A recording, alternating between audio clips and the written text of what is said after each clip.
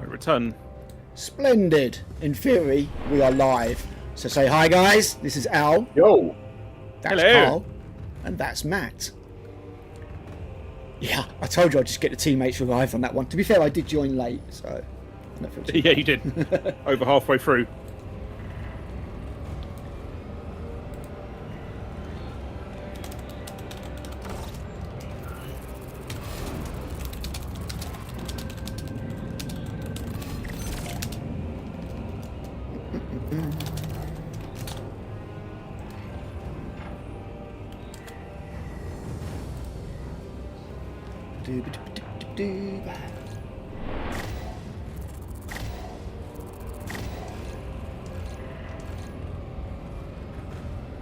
So my options are inexplicably be a Blood Angel jump pack guy, or settle for being an Ultramarine. Ugh.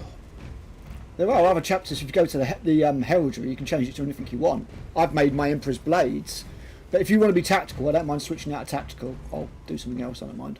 I'm pretty sure I did. I'm pretty sure I spent over an hour customizing all this, and I can't find any of it. Have you gone into heraldry rather than? Yeah. You've got two options there. One will just show you the standard, and then one will change it. Yeah, custom armor set at the bottom. That's Yeah, so where you've got armor sets at the top, armor sets, the left one is for the physical armor, and I start each chapters, the next one over does the colours. yeah. I mean, the chapter I want to play as, you can't. Was that Night Lords? Oh no, for loyalists it'd be Flesh Tearers. Ah, Is that not an option? No. they'll have the colours for it, it just means you've got to spend the Yeah, you'll have to currency on it. unlock the colours one at a time. So green- I could be an Iron Hound, a Scythe of the Emperor, a Oh, Tome fantastic. Keeper, Ugh. a Praetor of Orpheus, all of these B-list dirt chapters. I can't be a Flesh Terror, who's basically, let's face it, a winner. You have to make it yourself. Yeah, ugh. did But you- no chapter badge. Don't forget, GW trying to forget the Flesh Terrors exist. No more Gabriel set for you. Ugh. Disgusting. You were talking about the clipping earlier. The clipping here is terrible. I can literally walk inside you guys. Look at that abomination. Ought to be personal. But yeah, please don't. I'm not sure I've agreed to this. So, yeah, so what am I? Standard, tactical. Oh no, they're not tactical, are they? What is he? It's What they tactical call- in this. It's No, called- what are they called? Battle line. Oh, I don't know. Yeah. I think it is battle line, something Intercessor. stupid like that. Intercessor armor, Mark 10. Sorry, I'm being a bit thick. Oh, heraldry. Here we go. So, There you go.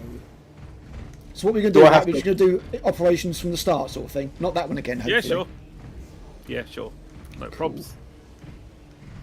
Kill some so with the Tyrants. heraldry, can I pick my own, or do I have to? No, you can pick your own. What you need to do is you need to basically spend your credits to unlock 3 sections at a time to get to the full heraldry. So you can unlock the colour, the icon. Yeah, it's now telling me the colours that is PvP counted differently to this?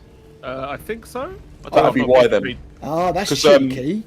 That's well cheeky, to be honest. because yeah, I've unlocked all these colours on PvP, but I haven't on whatever mode we're doing now. You for see, I've PvP, not did you- touched PvP yet. I've literally not played it, not tried it. Yeah, for PvP, did you have to spend any money to unlock them? You spend that gold currency. I forget what it's called. Yeah, I never remember what it's Credits. I called, think it's just literally credits. That's a bit fucking cheeky. That is well cheeky, Oh, isn't it? yeah, I'm not keen on that. Okay, I'll just have to be an Ultramarine for now. I'll have to suck it up. It's bad enough I'm Primaris, now I'm an Ultramarine. The shame! The shame! Although you are both tactical. Yeah, no, that's fine. I'll switch to Bulwark. Not a problem. Cool. It's probably best to go tactical until I understand what I'm doing. Yeah. Carl the Furious Noob. I'm furious at the fact I have to do this. Hopefully, there was somebody saying that there's going to be firstborn bits in it. It's been data mined. Yeah, they found the Mark 6 helmets Yeah, in the files already. Well, if you know, you open up the game as a Mark 8 armored Marine, and you can play as Chaos Marines, so you know, the firstborn thing that isn't really an issue. Yeah, seems reasonable. Right. Okay, we good? Yeah, no, I'm all good, man. Let's do it. Onwards. You're going to have to explain to me what it is we're doing. Otherwise, I'm just going to run around shooting things. Killing Yeah, you'll be fools. fine. Yeah, killing things is To be fair, fine. running around shooting things is what you should be doing, so you'll be good. Oh, marvellous. This one should be all Tyranids. This is the one Yeah. with the Prometheum thing, isn't it, Matt? Yeah, the refinery. Yeah. I'm mildly surprised when the Thunderhawk takes off. It doesn't go... You could buy, it provides a link to the Forge World store.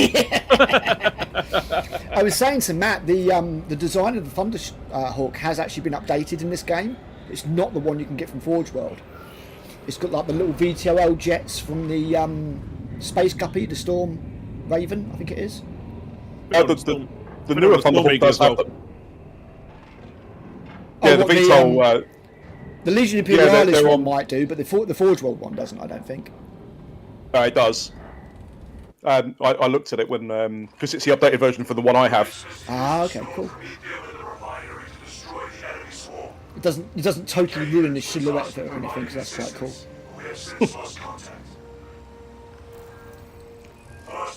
Be worried they Primarisify everything. Ugh. Okay.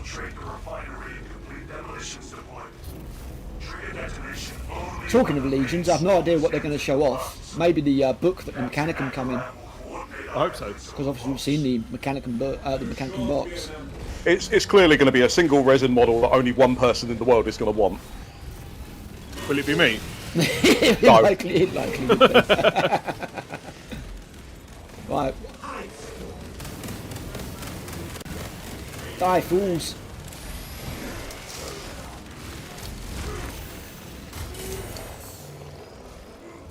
Thanks, Tree. I totally wanted you to get in the way. You're not summoning shit, mate.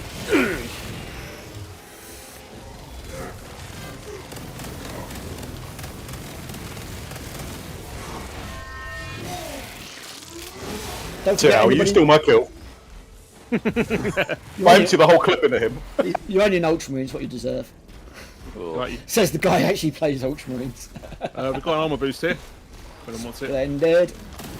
Annoying arse termagants. Don't forget, chat, if anybody is listening and enjoying, ask us questions. I will answer, or get the other guys to answer, as and when I can, even if it is just verbally, because if I go and actually type anything, I'm going to leave these guys screwed up. I am playing as my Emperor's Blades chapter, as close as I can get it, because the actual icons and emblems aren't in the game. I'm kind of hoping they might do something later where you can upload pictures or something. I don't know. More ammo back here, chaps, if you need it.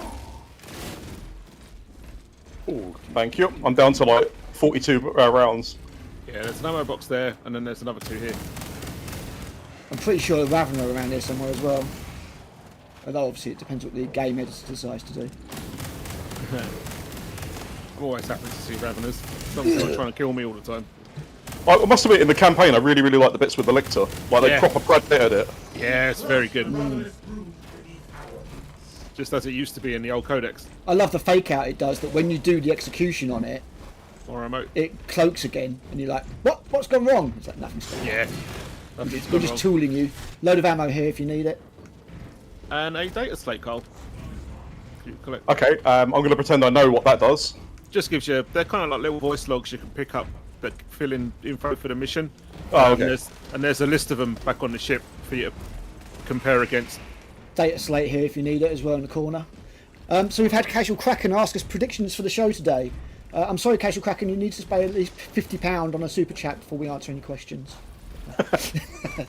Of course, I'm I joking. don't see him. No. If you don't donate, my kids don't eat. Keep up the good work, Liam. We're just joshing. Yeah, we are. Liam does good work. Predictions. Well, I mean, 40k is going to be a weird one because they said that there isn't going to be anything else for the rest of the year. And obviously, we are heading into November, so it could well be January's releases. The popular thing seems to be Krieg. Seems to be the general consensus that we're going to get some Krieg plastic models. Yeah, I think people had their Elysian dreams dashed earlier in the year, didn't they? Absolutely. Yeah. Which was a bit weird because they released the Tauros. Yeah. And I was like, well, they've done the Tauros. For the enforcers in Necromunda. Yeah, exactly. But like, yeah, if they've done one drop vehicle, why not do the drop troops to go with it? Yeah, rather than those horrible scions we got. So, yeah, I predict that. AOS have got a feeling it might be demons because obviously that's on the front of the preview image.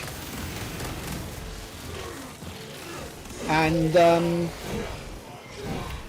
Underworlds is the one that's kind of got me interested because obviously Underworlds went very dead and they've pushed it as much as they can. So I'm kind of guessing we're going to get a new edition, something very, very different, as it were. Because, as I said when I did the review, I got the latest, whatever the hell the box was called, with the electronic Age of Sigmar dudes in it, and that rulebook's twice the size of the original Shadespire one. So I'd kind of hope that they don't make it a lot more complicated and they just take it back to the basics of what it was. And whether that means that everything's not going to be compatible, I don't know, because it's got a new logo. Oop, out of ammo. But because I'm a massive fan of the miniatures that come out for Underworlds, I'm just hoping we'll get more war bands and maybe they won't be stupidly expensive. I'm not sure that it'll be the Christmas boxes because that tends to be sort of a Warhammer community Later in the update year. type thing that they do. Yeah. Well, not just later in the year. I mean, we're getting there with that kind of timeline, but I'm guessing there's something a bit more. I'm still wondering what it'll be for Black Friday, because it's clearly not going to be Space Hulk now, which makes me sad. Oh, that's gutting. 35th To be honest, anniversary. these days, I'm most excited when they do a specialist games release. Yeah, Yeah. absolutely. Yeah, absolutely. I mean, the thing with Space Hulk, the thing that really surprised me with Space Hulk is it's all there. You've done new Gene Stealers, you've done new Terminators. Like, you literally just need to make the board, and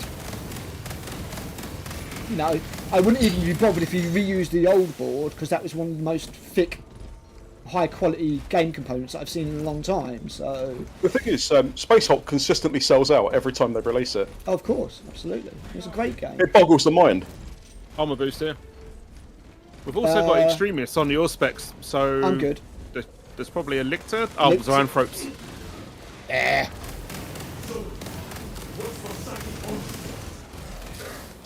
And then what else was in there? It was Age of Sigmar.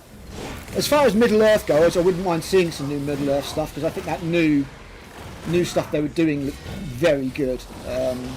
That new box that's coming out really looks nice. And you know, with the film coming out early December, but I don't know if Middle Earth was mentioned in the preview. It was 40k. Oh, Kill Team was the other one, wasn't it? And that would just be the next Kill Team box, which apparently's got rattlings and or something. So I'm expecting to be reasonably underwhelmed, but you know, hopefully be some cool stuff.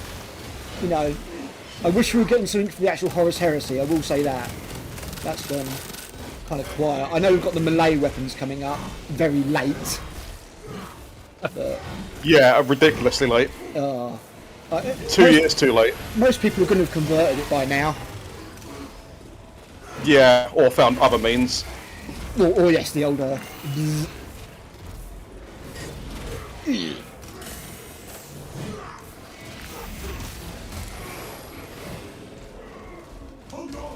Having a little nap. I'm out of ammo. Is it a dirt nut? Maybe. Be there shortly, in theory.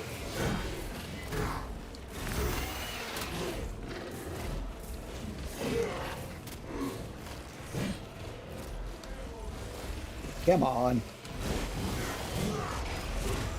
Gotcha. Sure, it's really dirty. Yes, you've examined it at length for quite some time. Oh, stims and ammo. Yeah, Don't mind if I do. grab those. and shot grenades if anyone needs them. I'll take those. Oh, there's the stims left for me. Handy. That's very much needed. Oh no, I've got two. Yeah, I've already got one. Carl, you need stims? I've got one. You can carry two. Yeah, grab that one as well then, dude, because you're looking quite low. So. I didn't want to be greedy. That's all good. If you're a Blood just to Raven, check- you would have taken them all by now, so... Just taking the whole I cache. am a Blood Raven. I've just stolen all this Ultramarine armor. Right. It is actually genuinely galling me. I'm having to play as an Ultramarine. Just squint more. Al, just checking in. You know that you can switch modes on that power sword, right? You can what? You switch. You can switch modes on it. Really? Yeah. If you look at the energy pattern on the blade, you'll see which mode it's in. Where are you two going? It's Come in this way. blue flickering mode at the moment. Does I that help? don't know. If you hold down the right mouse button, he'll kind of do like a flick with his wrist and change it so that it's got more energy on it, and that's like the anti-crowd option. Oh, holy shit. Would you look at that? I know. The more you know. I miss having things called game manuals. They were Innit? quite useful to have. I'll tell you what, Space Marine 1 I was really, really good at. This I'm awful at so far. The combat is period very, of very adjustment. different, and they've changed all the buttons. So what's the two difference between the two power modes? One of them does more narrow sweeps and is for like single targets, and the other one does wider sweeps for hordes. AoE. Oh, okay. See, if this was Mythic Plus, I'd be in my element. You'd think I'd be dead on the floor somewhere. you'd think that would be in the trials that they make you do. Yeah. I don't remember it being mentioned. It's more of a on-the-job training. Yeah, clearly.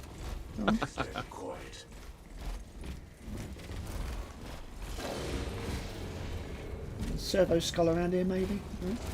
Screw you then. Reporting in. Team has arrived at the Imperial Guard encampment. So power swords operate like Wiimotes. Yeah. That's not, he should have it chained to his wrist though, so it doesn't go flying off. I hit somebody with a What, like a Wiimote black, once. like a Black Templar. It was yeah, like a Black Templar or Titus. It was New Year's Eve once, and I was round a friend's, and we were playing like Wii Sports or something. And I was pretty drunk, and I ended up just yeeting it. no. Oh shit! I ended up just yeeting it at somebody's head. This guy's not a fan of me. Yeah. Despite the good Oh, well he went down a lot faster than I thought. Did have two of us on it. In a manner of speaking. this galaxy is the goal. Another arm boost. Yeah, the new kill team prices, Jack, have got me more or less disgusted. I think, you know, I did a whole piss 50 take. quid for a scout squad. Yeah, Yeah. absolutely ridiculous. I did a And some cardboard. I did a piss take special video. Oh shit! What, is cocaine not cheap enough for the people on the board of Games Workshop? Yeah, there's a few every now and again that they're just like, no, you really are taking the piss this time, and that was one of them. Ooh, a little bit of slingshot in there. Might have to lower my levels a little bit.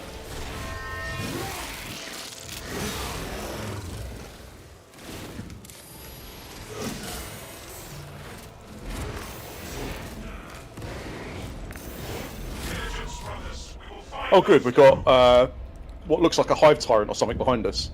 It's just warriors. Oh, is it? Okay. You'll see a tyrant in the next stop. Yeah, Hive Tyrant Oh is good. significantly Something to look forward to larger. today.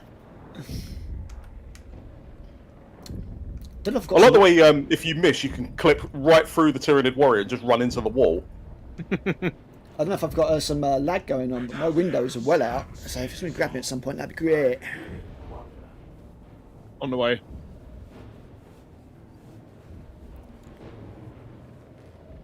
I'm having to lay down now. Means I get to eat a chocolate raisin. What a treat. Yeah. No rest Oh, for thanks, you. Matt, making me get up. Do some work. Did you just assault land on my head? Just making sure you're not pretending. What do you think you are, an apothecary? He's stress testing the power of that helmet. Oh, I've got some fairly bad slingshotting going on here. Find those codes. That explains why I've been missing Is my that, windows.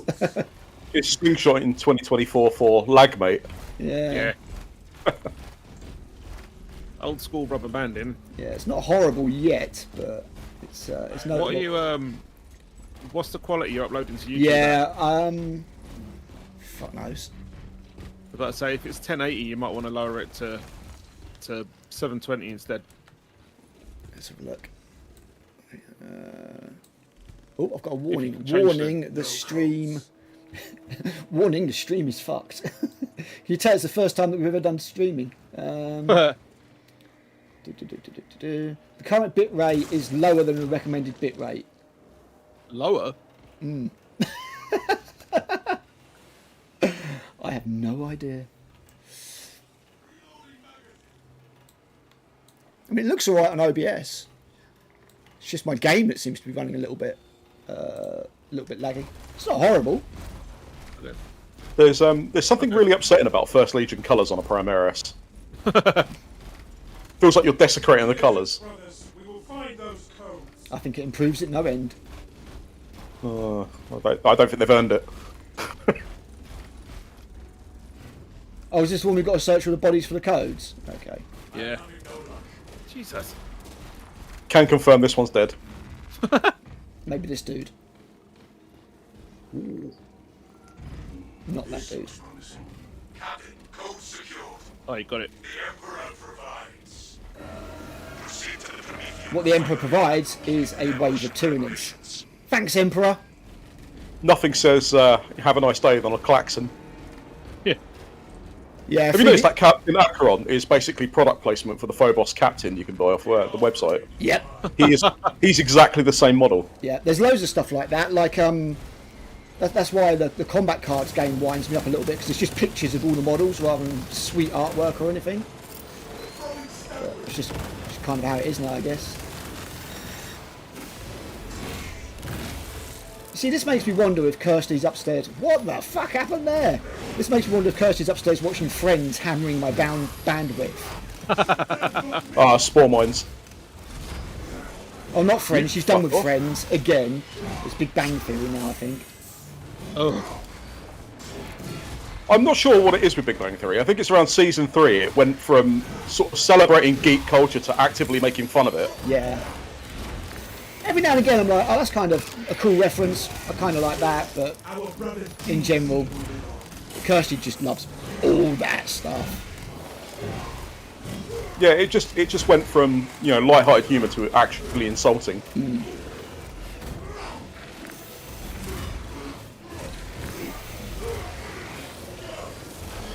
I like the Power Fist animations on the executions. Well, Yeah. well, Well, two they're things all that's different happened for each here. weapon. Either my left button stopped working, or the lag is stopping me from hitting any of these windows because it goes blue, and I'm like, I'll block that. It's like, no, you won't. It might be the latter. No parry for you. We shall persevere. Oh no, Kirsty's confirmed she's watching the stream, like a diligent wife to be. Thank you.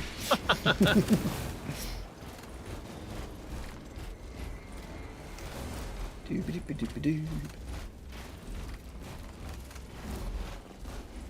Maybe this means I can signal her for a refill when I run out of drink.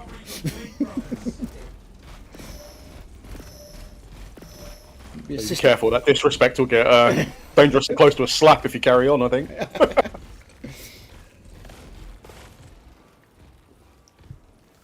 Matt, I just run over the hill and I see you shooting at what look. He was like, take that plant. That's a box. Piles of green boxes you can destroy for stuff. Fuck you, plant. Right, I'm gonna grab those stims because I'm struggling a bit, presumably with the lag. I swear I'm better at this game than this, honest. I remember when we played this on heavy and then we ran out of ammo and there was no ammo to find anywhere.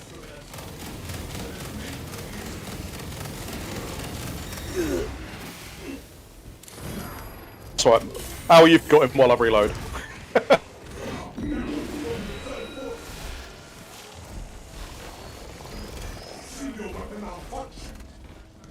Absolutely loads of lag.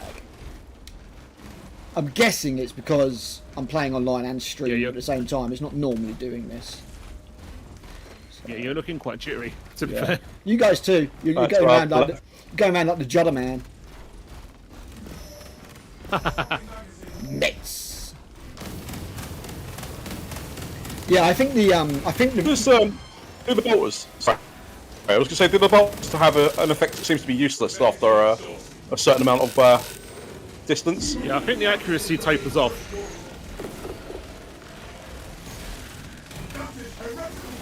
But I couldn't tell you what the numbers are. ammo would be handy. Anyone knows where there's some around. Oh, Ravener. Fuck you.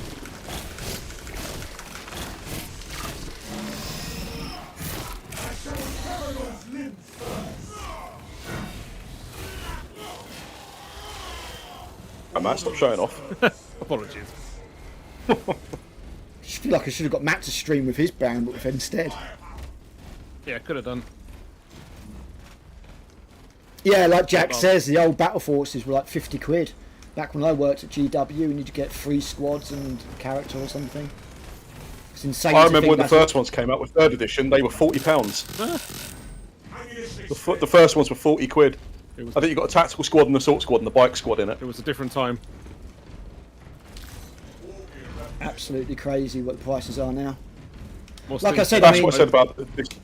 That's this morning when I see 17 Space Marines for £100. I was like, are you on drugs or do you want some? the Space Marine Combat Patrol, I'm pretty sure, is created just to drive sales to the starter sets. Because then, you know, they can go, oh, get a starter set and you get that and all this for like an extra 30 quid. And you'd have to be an idiot not to buy it. I mean, anybody who buys one of those Combat Patrols is just touched in the head. I mean, to be honest, it's your money. You can do what you like, but why would you do that? Nah, it's crazy. Just get the starter set. More stims. Medical cash on me. Dispensing Do you want to grab those, Carl? I'm not too bad for health. Nah, I'm okay. I'm fine.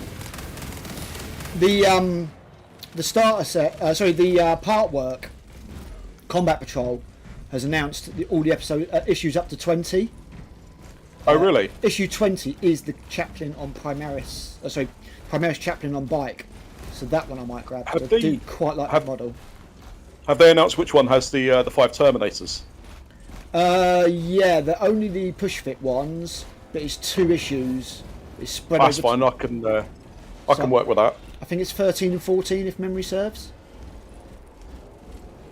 Is it over two episodes?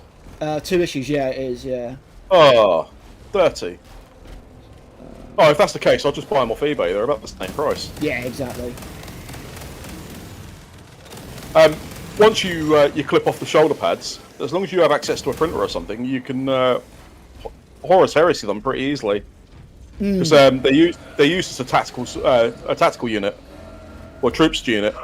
Yeah, Indomitus pattern. They're in the legacies, aren't they? They are. Yeah, apparently they're really good for Pride of the Legion lists because Yeah, if you get rid they of count the, as scoring units. presumably you just need to get rid of the Crux Terminatus because that wouldn't be there. Oh shit! Hello guys. Yeah.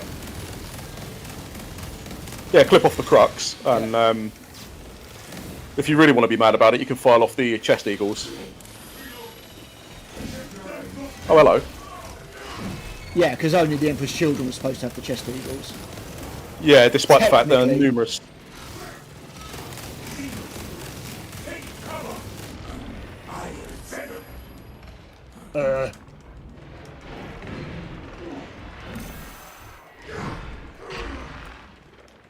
And normally get mobbed here. Weird. Weird. Oh, don't do the Rachel Zegler on us. Copy Cog on Gaming. 0 subscribers.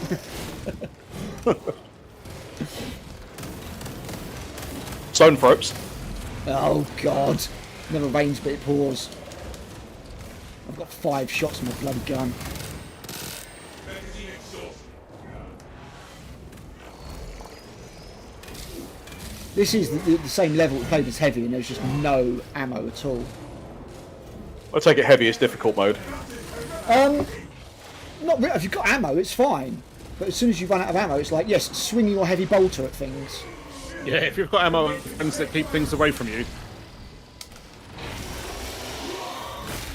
Give me your face. fewer psychers these demons have. Oh, there we go. There's a supply pod. Really good. What do you mean not available? Oh, is it just because I'm playing as Bulwark? Yeah, that'll be it. Yeah, so yeah, some classes only get 2 weapons. Yeah, that's fine. Not greedy like Cole. Got a great big Not sword. with my bolt pistol and bolt gun. Yeah. Armor boost it. Equipment highlighted. Oh, if nobody else is, I will. Anybody find the You know, it's common decency to walk around people and not through them, right? Oh, don't, the clipping drives me mad in this. I really wish there was no clipping. Preparations were close before. I think it'd be too much of a pain in the arse on narrow bits. Everyone will complain. USA Libertarian says, I'm considering taking up drug addiction. It'll be cheaper, less depressing, and might save my marriage. They do say, don't they, that you might as well just get your kids into crack because it'll be cheaper than GW. I wish I'd have known that when my dad brought home Space Crusade. Father asked for a rap, not a board game. Yeah. I mean, to be fair, it was Hero Quest for me back in the day. Dad got Hero Quest. Oh, I started with Space Crusade. That was as soon as I saw those red power armored Marines, I was in. Those little low fidelity, chunky good dudes with their massive shoulder Oh, pads. and they're insane calves. Yeah. I always thought it was weird. The sergeant looked like Doc Brown.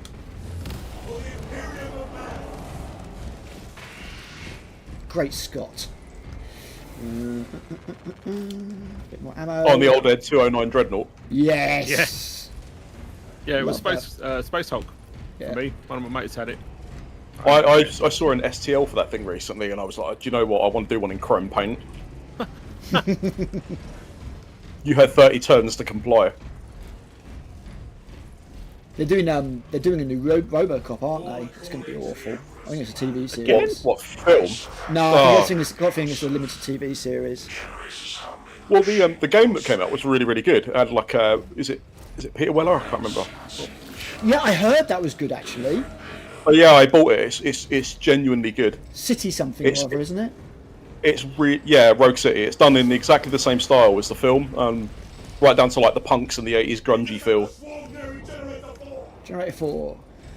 Yeah, I heard it was really rough around the edges, but really like full of a genuine desire to do, the right thing and keep it authentic. So yeah, I fancy checking it out at some point. Oh, you mean unlike RoboCop 3 then? Yeah, exactly. We don't. You keep talking about films that don't exist. I don't get it. It'll be saying they don't. It's like when anyone says. That's what I said. We were talking the other day, and I said, the list of Terminator films is 1, 2, and then some bullshit. They'll be telling me they tried doing Star Wars sequels next. Ugh. Who'd do that? Yeah, it's nice they rounded it out with 3 films. So Yeah. any more would have been gratuitous, to be honest. It would have left them open to shitty Could have writing. been worse. They could have sold it off to some evil megacorp that would ruin it. Can you imagine? Yeah, don't worry, it's in good hands. You know the company that does Disney princesses?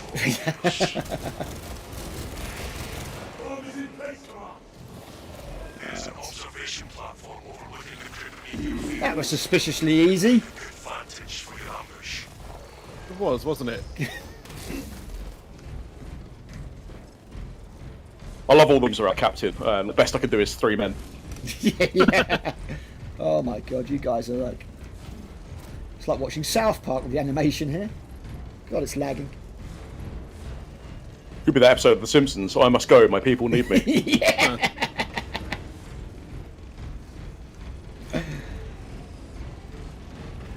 It's Poochie, wasn't Hopefully it? it will look okay on the stream. Yeah, that's the one. The new cool hip carrot. Ish. So- We've still got a few people watching, and we appreciate all of you. Obviously, when we get the GW with True. EV going, it'll be like a lot smoother. Yeah, thanks for putting our ramblings. Yeah. How's your PC doing for memory? Check the task manager when you get a mo. It'll be after this operation. I'll have a look. I don't It know, may well. might be It if may got well be that. Yeah, maybe it's just got Google Chrome open and Got that it. kind of stuff. Google Chrome eats Yeah. memory like nobody's business. Yeah, quite surprising for things that all need to do is render web pages. Yeah. But then Suspiciously I'm not a so. developer, so To be honest, I would switch to Firefox, but just YouTube and everything all runs through Google, so you know. There might be some extensions or something I can use because I do Firefox a lot better in most ways. yeah, I use Firefox for most things. It's fine. Doo-ba-doo-ba-doo-ba-doo. No armory data yet. Screw you, Devourer, Tyranid Warrior.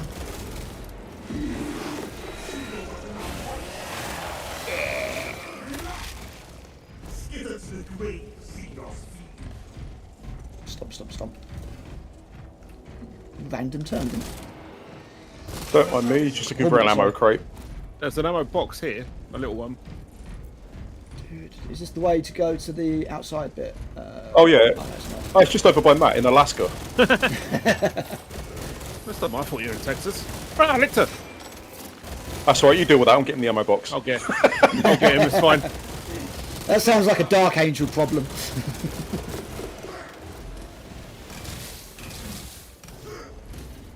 It'd be nice if we could get to him before the yeah, there we go. We crush the ravenous beast. It's like Baymax in Big Hero 6. Hey, you're a I am tactical, not Carl. fast. Use your spec scan. There we go. Yeah, okay. I'm gonna pretend I know what I'm doing with that. Yeah. The gold bit and the gold bit in the middle at the bottom. Press the key. There you go. There you go. So what does that do? Does that basically scan for him? Yeah. It doesn't improve damage as well. Enemies in the enemies in the radius take damage, and it shows up invisible enemies. All right. Yeah, I've been pressing it this whole time. Yeah, we know. We can see it. Look, we all have our games that we're good at. True, Tragically, mine is 20 years old. but still going strong. Yeah, it really is. Have to do some Dawn of War sometime. Yeah, take that barrel. You should have a barrel, his boss. Just that owl come bumbling through and booted a barrel across the building. Should be a data slate around here somewhere. Should be a servo scope. You're the here IT guy, somewhere. you can have that. And some gene I've already seed, got it. in theory. Oh, we got some Jeans would be nice as well. green boxes. Oh, they're so you know always that good. ammo crate I went back for? Yeah. There's ammo here. Oh, you got it. Yeah, might not have picked it up the last time. Your guns do work better when you put bullets in them. Do you know what? I'm actually playing like a Primera style. I don't have a clue what I'm doing, and other people are doing all the work.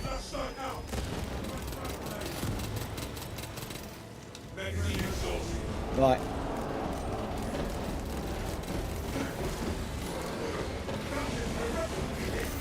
I love it when the hordes come down. You've got a bolter. You can't really just aim in the general direction. Yeah. Yeah, you can't miss. And you can when you're out of ammo, like I am, but that's what my chainsaw's for. Chopping up fools. Oh, there's an ammo cache here. Right here. Yeah, I'm trying to clear everything to get to it. Excuse me, I'd like to refill my guns, you bastard. Get out of my way.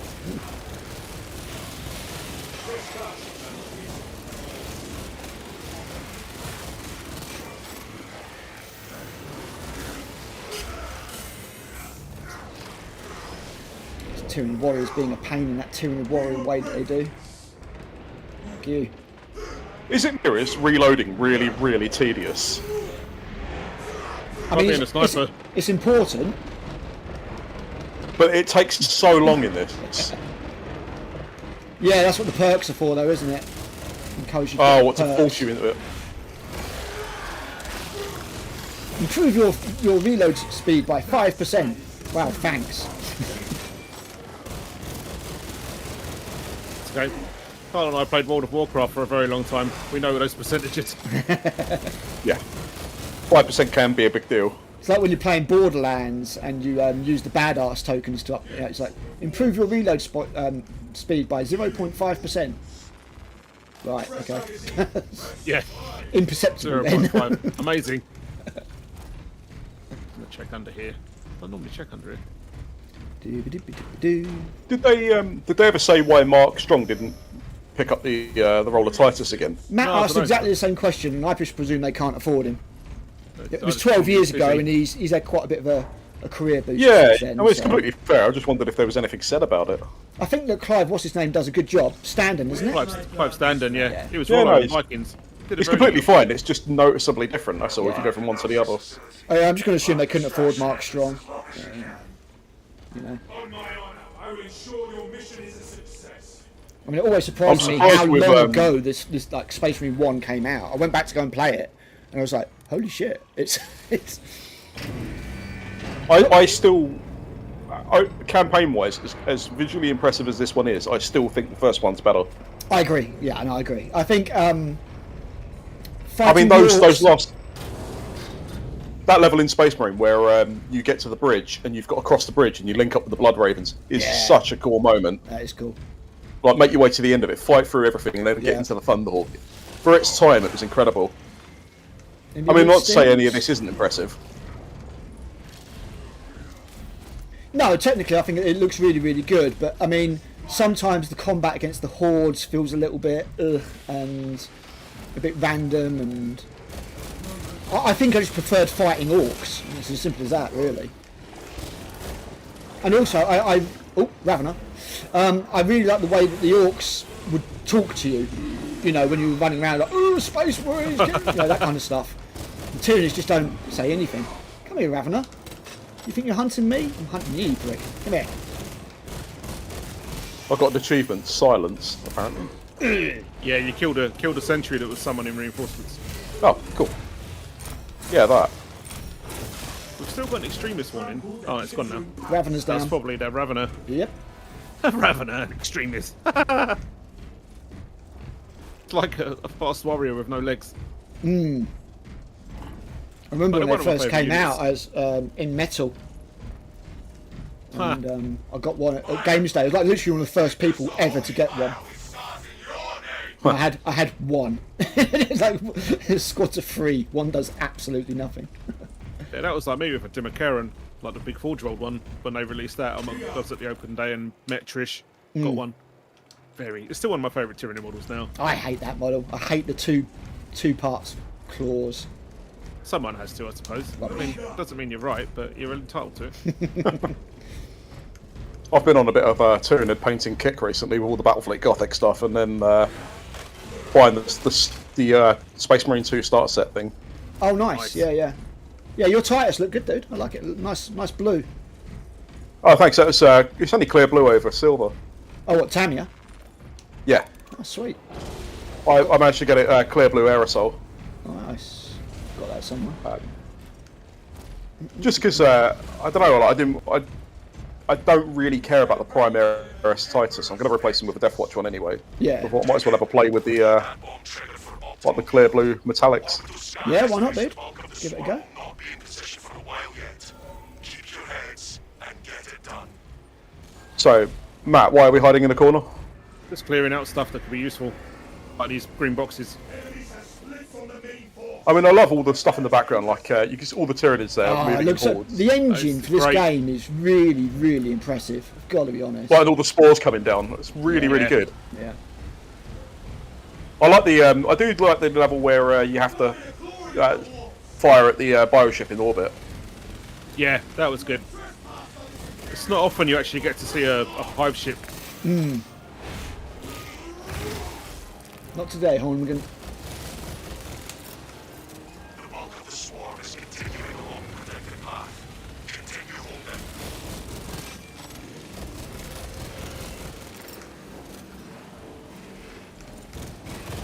Searching round. Thankfully, the game performance seems to have picked up a little bit. Hopefully, people are still seeing the stream. It hasn't just cut the stream. When was the last time someone typed anything? A little while ago, but I presume that's just because they're just totally enthralled by the first-class entertainment that they're being served. the spectacle. Well, you've heard of Let's Play, now you've got Let's Fail.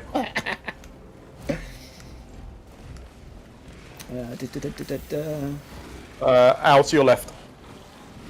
Just a few then. Well, I don't want to kill all of them. That would be greedy. What are grenades for? You mean coward pellets? I've got to I mean, say, boom through. another thing that I really do feel in Boom this through. game, which is quite ironic considering it's gone from Firstborn to Primaris, is I do feel like you feel like much less of a badass in this game. In the first Space Marine, it's like you're almost quite, you know, untouchable. In this, you just take damage like a granny from a fucking Hormigan. I must admit, I did really like the intro with the Deathwatch Marine, and like when they start coming over the walls and stuff, it's so Yeah. cool. Yeah, it's cool.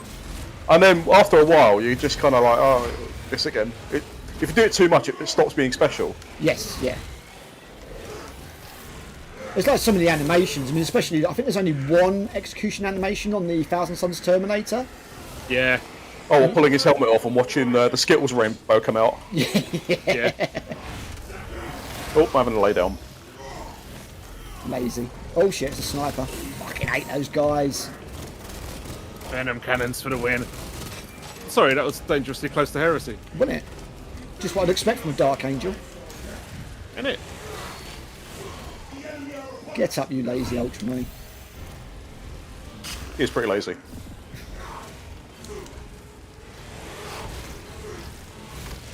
This swarm is almost fully committed. Be ready for my mark.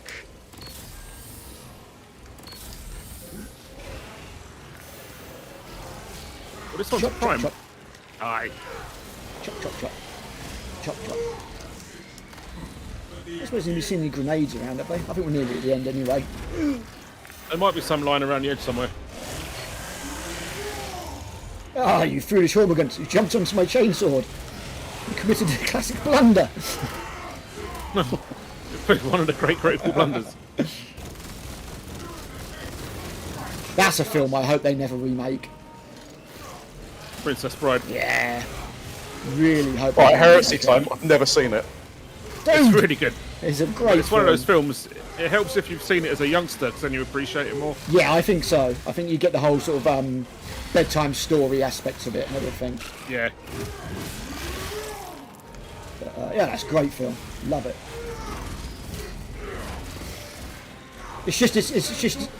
It's like just the epitome of harmless fun. Well, it's Andre the Giant. Yes. And Sean Wallace, who did Grand Naga Zek in Deep Space Nine. Ah, the old guy, yeah. Yeah. Rotten bastards. Yes, Hans. You heard it. You know, aren't we done yet? Right, finally. Detonate I like the that word bomb. 38. Don't run away from the 38, bomb. 39,000 years in the future, and you can still hear a Scotsman saying, rotten bastards. It's like if Mark Strong had been in it, I'd love like, it. you slag!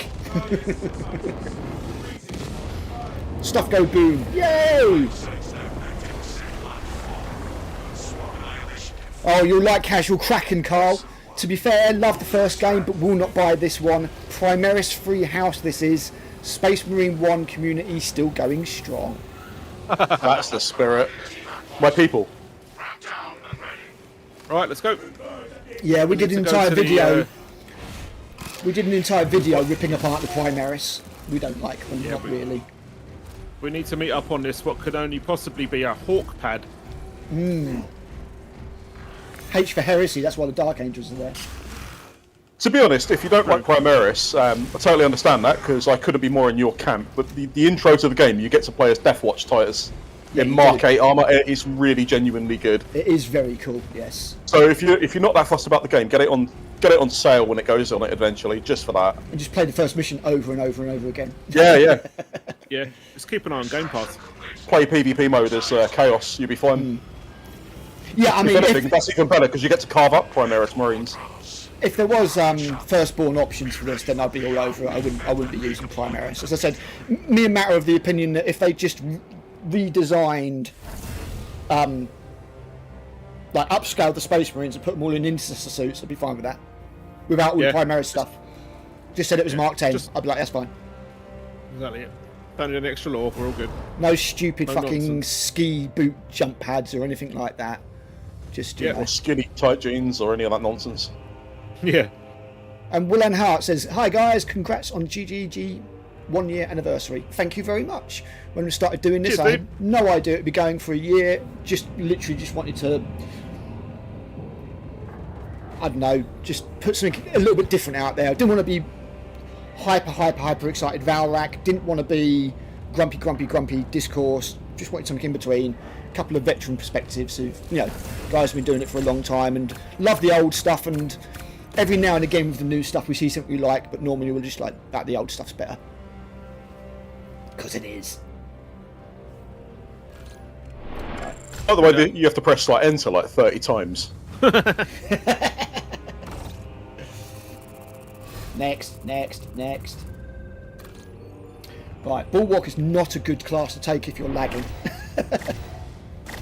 So I might switch. I'm my going to class stick with out. the. I'm going to stick with the intercessor at the moment because it seems the least likely I can mess up on. But are you going to stick? Are you going to stick with the Ultramarine? If we've got a couple of minutes, I might desperately try and deal with this awful Wow. colour scheme. We've got an Yeah, go hour. for it, Got an 'cause- hour and 10 minutes to the stream, man. So you've got plenty of time if you want to mess around in the armour for a little bit. Yeah, you're good.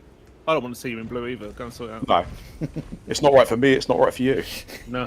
Although, if it saves you some running around, you can just use the tab key to switch between the armour and horn and launch blade. Yeah. So Blood Angel is currently locked. How do I unlock it?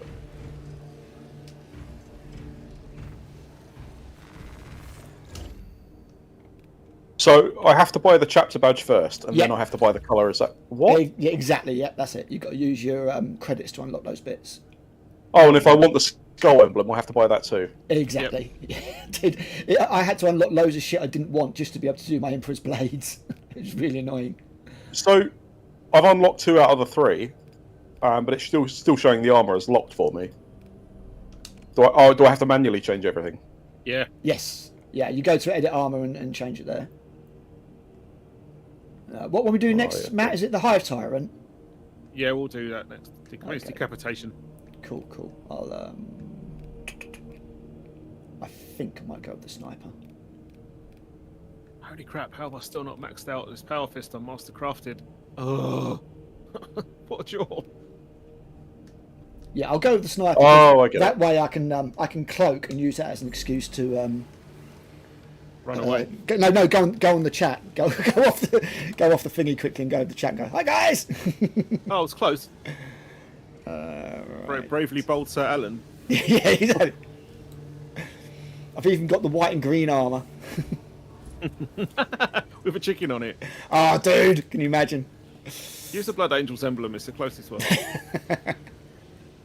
I'm just currently fixing the colours. One moment, No problems. because some of this is unacceptable. Highly understandable. It's not like your Alan. Likes Do- the blue. Do what you got to do.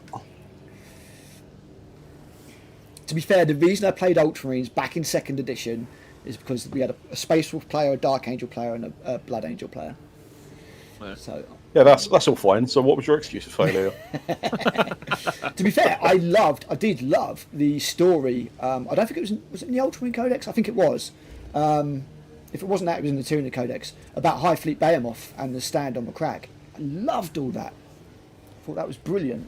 It's just unfortunately Matt Ward came along and Don't say the name to Carl, it's a Blood Angels player. Don't. bro Right. fist with the Necrons. I had a copy of the Blood Angels 5th edition codex at Games Day. story. Walked past him. I've told him. I walked past him and he said, "Do you want me to sign it?" And I said, "No, thanks. You've done enough." Brutal. And quite well justified. Don't get me wrong. I did enjoy a lot of aspects of that codex. Just anytime he writes lore, no. Yeah, no. And yeah. even as a Blood Angels player, I felt like I was taking the piss with the deep striking Land Raider. I was about to say, how did you feel about the Deep Striking Land Raiders? Dark time. Well, this is about as close as I can get to my chapter colours at the moment, so we'll stick with that. Yeah, cool. That's better than the blue. As I say, but my green's not right because the green that I use for the Emperor's Blades is Catachan green, which you can no longer get because That's quite an olivey drab one, isn't it? That one yeah, you got. exactly. Yeah, it's a few shades darker than this. So GW turns. You actually look a bit like a raptor at the moment. Yeah, kind of. I mean, the funnily enough, the Emperor's Blades are successors of the Raptors. So Oh, cool. I really like they added that in the lore that the you can have successors of successors. Yes. Yeah. But I think they started doing that with the Bad App campaign. Yeah. Yeah, I wrote a whole lore and everything for them because like back in 5th edition when I genuinely sort of cared about the lore and 40k and everything, I wrote up loads of stuff and did it all as a PDF and stuff like that. So did my chapter colours and emblem and that kind of stuff. Can you change the colour of the Aquila on the chest piece on these? It depends on the chest piece. Yeah. Some of them have got set colours. Oh, okay. I've got like the standard intercessor one. It's got like a gold one. I want to change it to black. It should be secondary colour on your chest plate. I do actually like the inside of the intercessor's sort of collar is like a silver, where it's a secondary type of material. That's kind of cool. Right. Although I'm not keen on the leather belts they all seem to be wearing.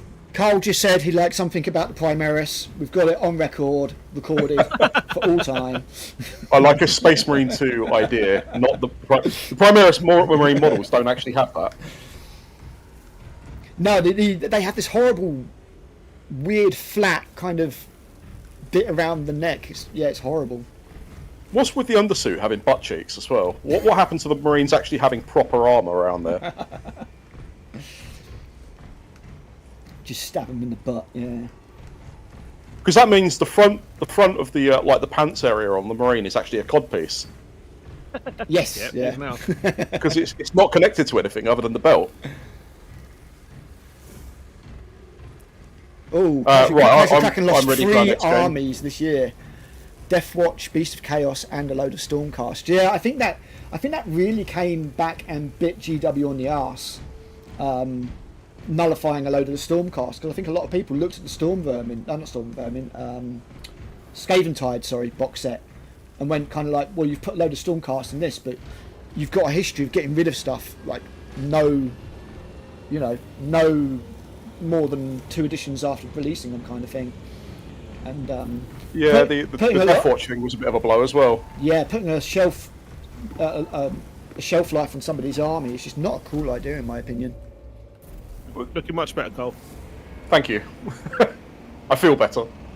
Sorry, I feel more better when I've got another chainsword, one in each hand. good luck with that. Imagine if they added it in, that'd be quite a cool idea. Ammunition. I do find it that's a interesting. cute- That's a If cute you look on idea. the loading screen, here, you can see the knees are actually a separate piece of armour on this model. Yep. But they're not on the Primaris Space Marine models in like for 40k. No. They're actually No, part of the shin. Part of the greave. Yeah. I notice stupid little details like that. Well, it's because when you need to start animating things, you are going to need to make some changes, aren't you? That's the thing. I mean, look at the what is it, Centurions? They don't even look like they can walk. Let's not even look at them. They don't exist. To me, they were the beginning of the end. They were like the Primaris were the next stupid thing after them for the Space Marines. Tubbies. So Willen Hart has asked us a question. Which edition of 40k do you think was the best in terms of game mechanics? If I'm being perfectly honest, I will say 7th. As long as you had an opponent who wasn't an idiot with formations, it was... Yep. Yeah, same. Absolutely 7th. the same. Formations was the thing that ruined 7th and basically made it pay to win. To be honest, if you wasn't a competitive player, 7th was completely fine. Yeah.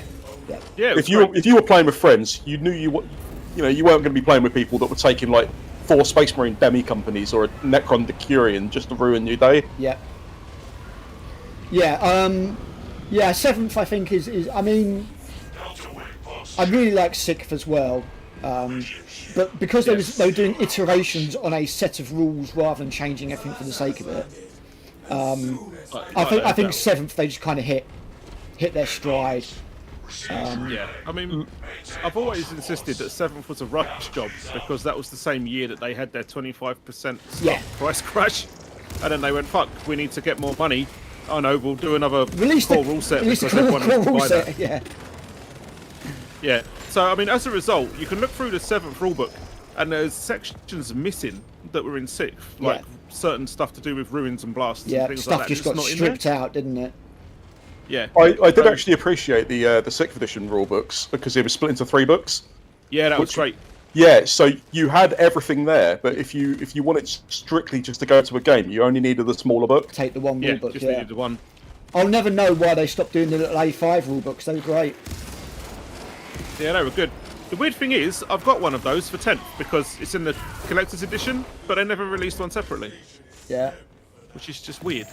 FOMO. Yeah, more well- FOMO. Yeah, I was going to say they're more interested with their Leviathan FOMO sets, weren't they? Yeah. Is precisely tuned for target But it's such a shame good because news like you didn't want to take your massive hardback book out there and be constantly fucking leafing through that. So what they did was they just turned around and made the core rules like 12 pages long. It's like, well, now you've just ruined the game. Yeah. Shit. I want a nice, decent, immersive game where most of the mechanics are part of the core rule set Yes. and not stuffed into a codex somewhere. It's like there was nothing wrong with Universal Special Rules, and then they were like, oh, Universal No. Special Rules are coming back. And it's like, yeah, but they didn't. You've still got the same also- rule with different names for all your different stuff. Why did? Are we going to make the game simpler by giving Deep Strike 30 different names? Yeah, exactly. Yeah, it's just nonsense.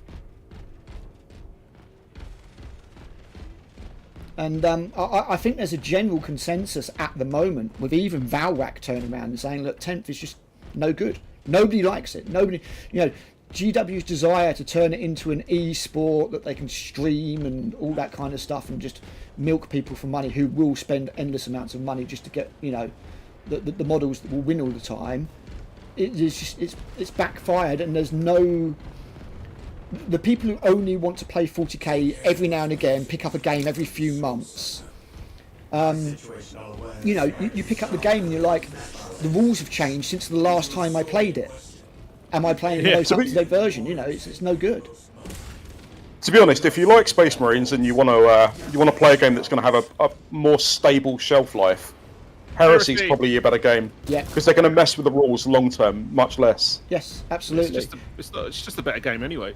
I think it's a better game. Every time that I've watched a Winter's SEO battle report, the Heresy ones have always been the most interesting by far. If you want a really fun game with Heresy that doesn't mean you need like 20,000 points, try Zone Mortalis. Yeah. I'm a huge fan of Zone Mortalis. In fact, I've got about 5 armies that are just for Zone Mortalis. Yeah, I mean, I think the 40k has now got so bloated with the army ranges and how many different troop types there are, and I wouldn't like to try and fucking balance it. But there's so much bloat. There's like 24 factions or something stupid like that. It's insane. There's a 40k lore podcast I listen to while I'm at work, and I went on their Discord, and they're nice guys and they know what they're talking about. But the problem is, all of the people that are joining it and all of the people that are talking about it are like, "Hi, I'm new to 40k," and it feels like 40k is really the entry game now. Yeah. Like if you've done it for a little while, Heresy's your next stop. I think so. I mean, me and Matt said that generally I feel, and I don't want to put anybody down here who plays 40k, that Heresy is the adult-themed and adult-aimed game. It takes itself seriously, whereas 40k's got a lot of the lol so random and wacky, weird and wonderful things that appeal to your 10-year-old Marvel fan kind of. Yeah, you kind of get that feeling that, that's kind of the vibe it goes for. Every now and again 40k does something I'm like, that's genuinely cool. I like that, that's kind of cool. I mean, I'm out here. by and large, big fan of the Necrons and stuff like that. I really like some of the newer models. I'm not knocking the models at all for a lot of it. I knock a lot of the design choices they come out with. Like your Mechanicus guy on stilts, or... we had our say about that on the last episode of Chebs. The Mechanicum One of generally the, is a lot better than Mechanicus. One of the models lines that drives me insane is Nurgle, Plague Marines. I can't stand what they've done with them. Like, by and large, I'm one of those people. I always prefer. I like 40k when it's at its most serious and takes itself seriously. So when I see Nurglings running around wearing like Mark III helmets and it's loads of random, and I see like the Sloppity bile pipe and things like no, it puts me off. You see, that's kind of like what the girls like, isn't it? Because you've got like Louise, Suggs, Yeah. Suggs loves all that kind of stuff. My Mrs. Kirsty loves all that stuff. She thinks Nurgle's cute, which is really worrying because she's a nurse. You know. The thing is, like, if you like that, it's completely fine. I'm not knocking it, but what I'm saying is, if for someone like me who likes the more serious elements of the game, that's just completely destroying it. Yeah, and it's that's really why people off-putting. like us lean towards specialist games. We lean towards the heresy because that So if you it's a bit read more the excised heresy for me. books, all the heresy books read like historical war reports. Yeah. They take themselves really seriously. Yeah, it's military. There's a military fiction style to it, isn't there? Alan Blythe, we miss you. Oh, Yes, do we ever? very much so. Yes. I wish I'd have bought him a bit of beer when I saw him. Yeah. I bumped into him coming out of the toilet at Warhammer World once, and I was kind of like, I don't want to hear the rest of the story. He was coming out of like the actual toilet, like not the cubicle. Jesus. And he was like, "Please leave me alone and put your pants back on." And I was like, no, I'm in Bugman's. I'll take my pants off if I want. I paid enough for this burger. Matt's like, sign it, sign it. I'm not signing it. Well, that's an execute I haven't seen before. Yeah, Just every grab now and the- again. He grabbed the Tyranid's head and crushed it between his hands. Yeah. That's Oh, was it a fun one. Termagant? Yeah. Yeah. Oh, Lictor, an ex-Lictor. Yeah.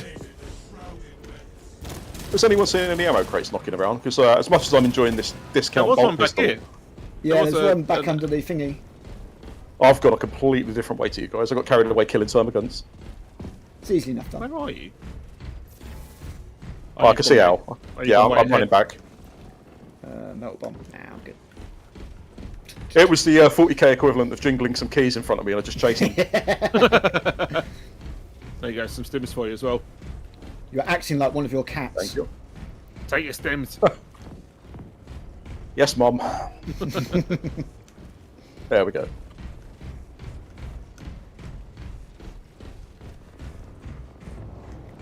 About an hour to go till the stream. Nurgle is adorable. Going to agree to disagree on that one.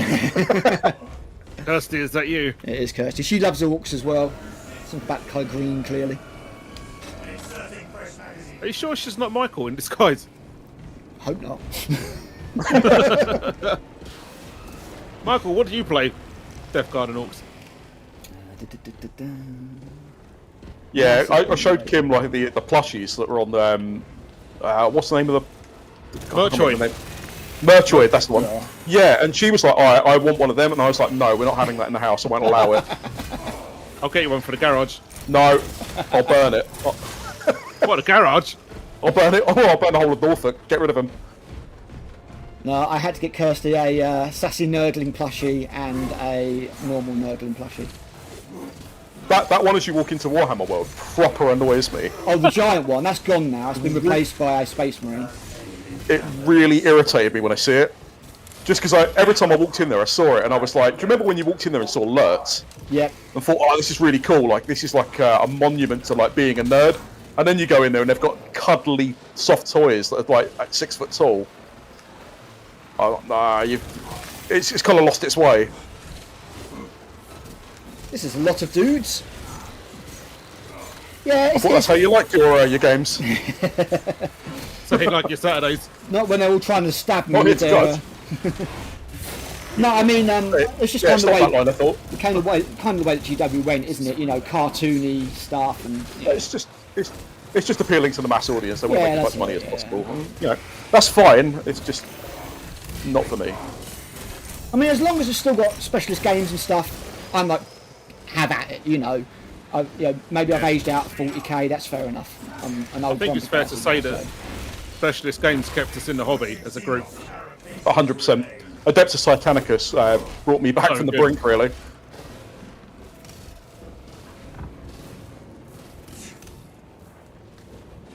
Fuck, are you guys gone?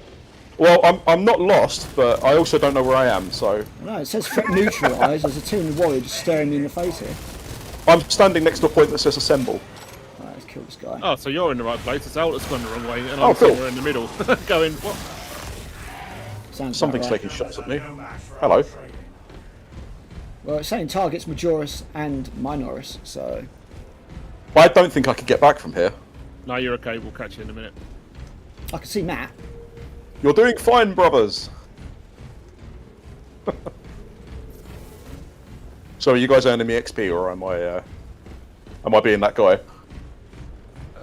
I don't think you get XP for kills and stuff. I mean, you get a small amount of XP for getting the most in a category, but normally you just get XP for getting through checkpoints in the game and then beating the boss.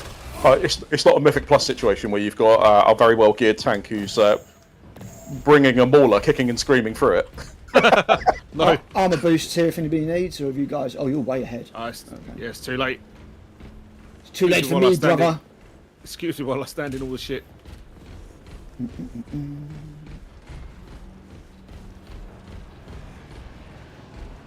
Well, we've assembled like a news team. There we go. For God's sake, Al, put some shin armor on. I like my Crocs. I do not. Can't stand it. I do not like Crocs. Okay, limpet charges for the win. Yep.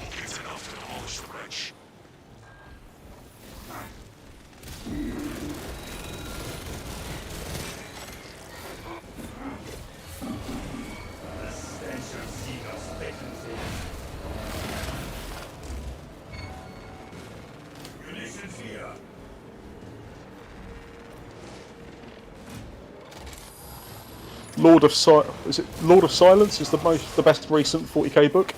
I don't think I've read anything about that. Lord of What's Silence. Lord of Silence about? It's a Death, Yeah, it's what- a Death Guard one, isn't it? Nothing to do with Necrons now, like Silent King. I don't think so. I really need to finish reading those. I like those books. Yeah, I fancied picking up the box set of them that came out, what, like 2 weeks ago? But it was like £100 for 3 books, and I was like, no, I'm alright. It's because it's a I special think you got that edition wrong. one, isn't it? This Games Workshop is 100 quid for the bookmark. Just for the box they come in. The books are free.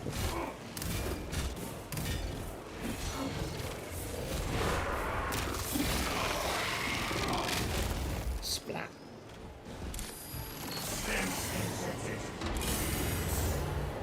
Rude. Oh, it's a zone throw. I see him.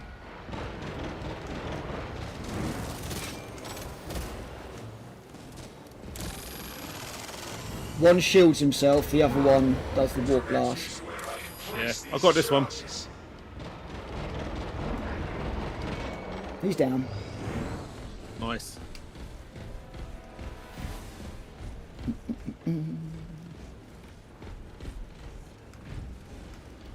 So go by the game's logic. If you can carry a bolt pistol and chainsword as an intercessor, and you also get the bolt rifle thing, on the tabletop, are assault intercessors, like the ones on the ground pounder ones, are they ones that just forgot their bolters? Yeah. I'm guessing so. Have you played 3rd edition Jack Bolt Action? Because that just came out, didn't it? Is it Yeah, I like. very different? I thought the sergeant for charity was a really good idea. Yeah, yeah, Sergeant Sir Paul, yeah, it's very, very cool. It's a real shame what happened there. It's nice to see Warlord pick that up.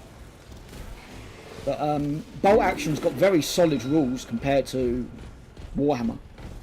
Very, very solid rules. Does it still use alternate activations? It's not alternate activations. You put a dice for each of your units into a bag Oh, that's right.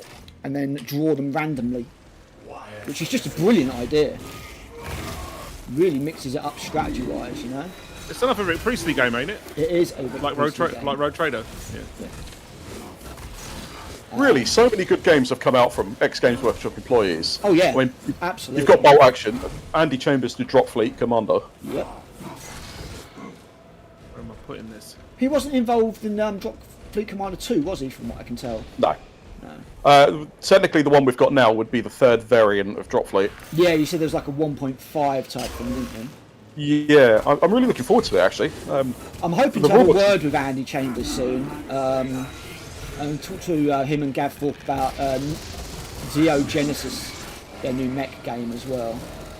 Got a few interviews lined up. I need to get back in touch with Thomas and have a word with him about Trench Crusade. Trench which looks Crusade. good. Kickstarter for that goes up at the end of October. Do you know, I've deliberately avoided knowing too much about Trench Crusade, other than what you showed me, just because I kind of want to go into it fresh. Yep, yeah, that's cool. Yeah, it looks very promising, I've got to say. Brilliant artwork. Oh my word, that hurt. Just great vibe. I mean, for me, some people are saying, oh, it's a little bit derivative of 40k, and I'm like, well, 40k is a derivative of loads of stuff that it nicks anyway. And Yeah, Lord of the Rings, Dune, Elric, take your pick. Exactly. And to me, if it is 40k but better and more grimdark, I'm like, that's fine. I ain't got a problem with that. I mean, just the fact it's not got fucking Space Marines in it is good enough for me, you know. So, no, I do like Look at Trench Crusade quite a lot, and I'll be having a word with Thomas in the next couple of weeks. Ravener up here. Oh man, I just got down to the bottom floor. Yeah, he's giving me a kicking. Lovely typical. Yeah, I'm down. So yeah, that, and as I say, Zero Genesis with I just ran past the Ravener with Gav and Andy at some point. So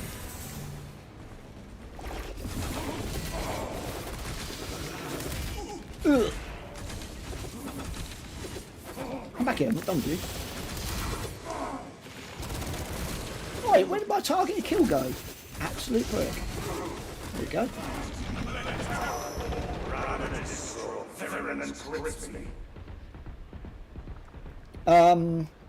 And yeah, as you said, there's some cool stuff always coming out. That's the thing. I mean, it's one of the things is like GW have got a stranglehold. What the fuck has happened to my character model?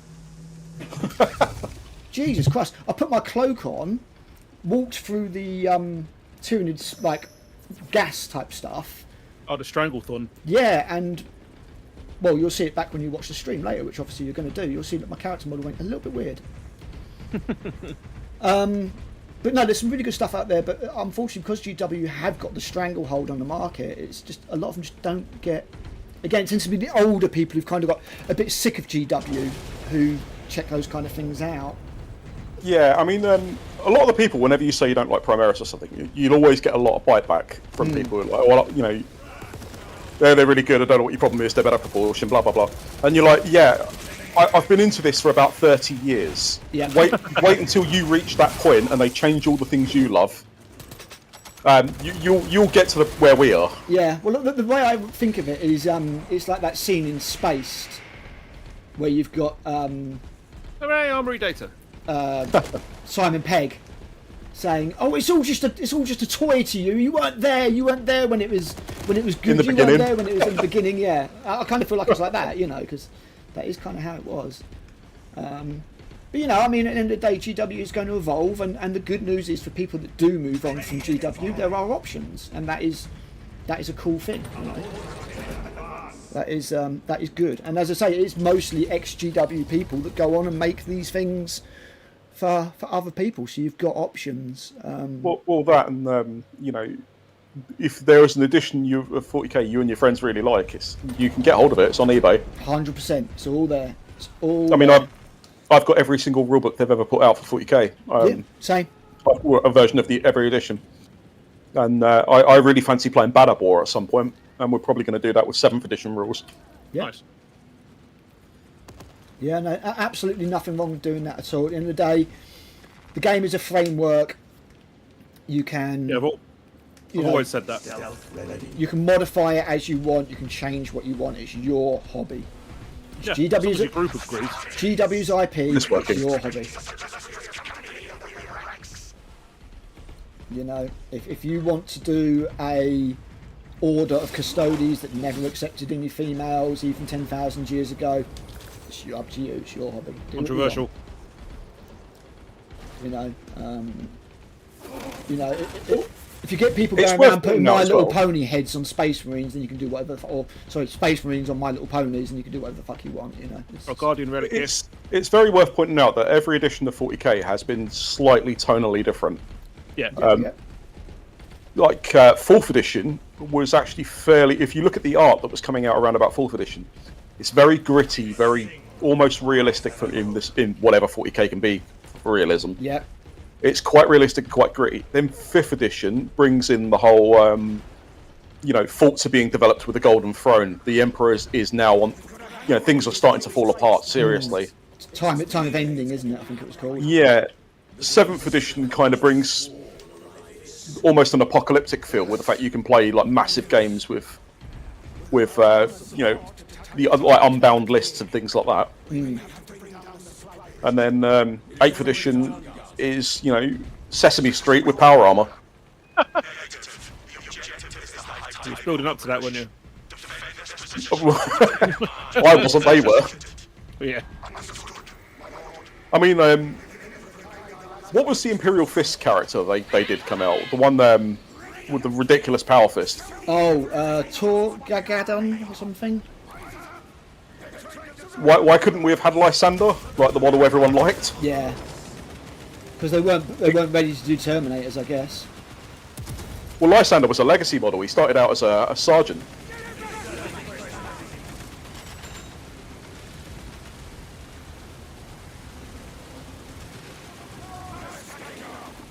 It's just like when you get stuff like the new Shrike and stuff like that. I was just like, ugh.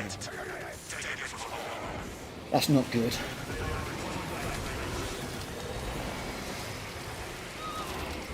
There's a couple of characters I actually really like that have kind of progressed through the lore like that. Like Lysander went from a sergeant, gets promoted up to first company captain. Yeah. And then you've also got the Red Scorpions character who starts out as a sergeant. Is it Carib Colm? Yeah. Becomes a sergeant, then becomes first company guy, then becomes chapter master, then becomes a Life 5 and Dreadnought. Yeah, but a Dreadnought. It didn't go well for you, did it, brother? Well, I mean, in Space Marine terms, that's pretty alright. Yeah, he's not fast, is he?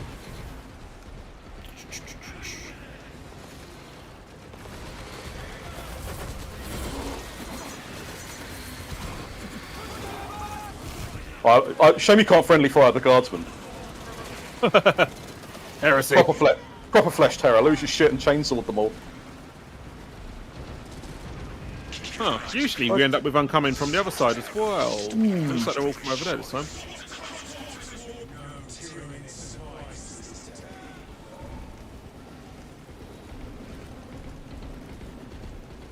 There's one just dead hanging out of a grate.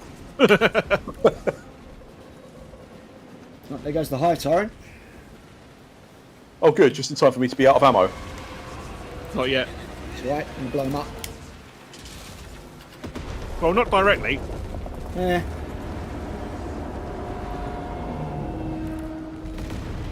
Smack.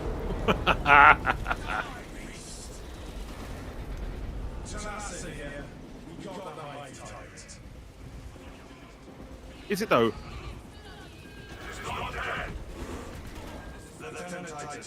Please repeat.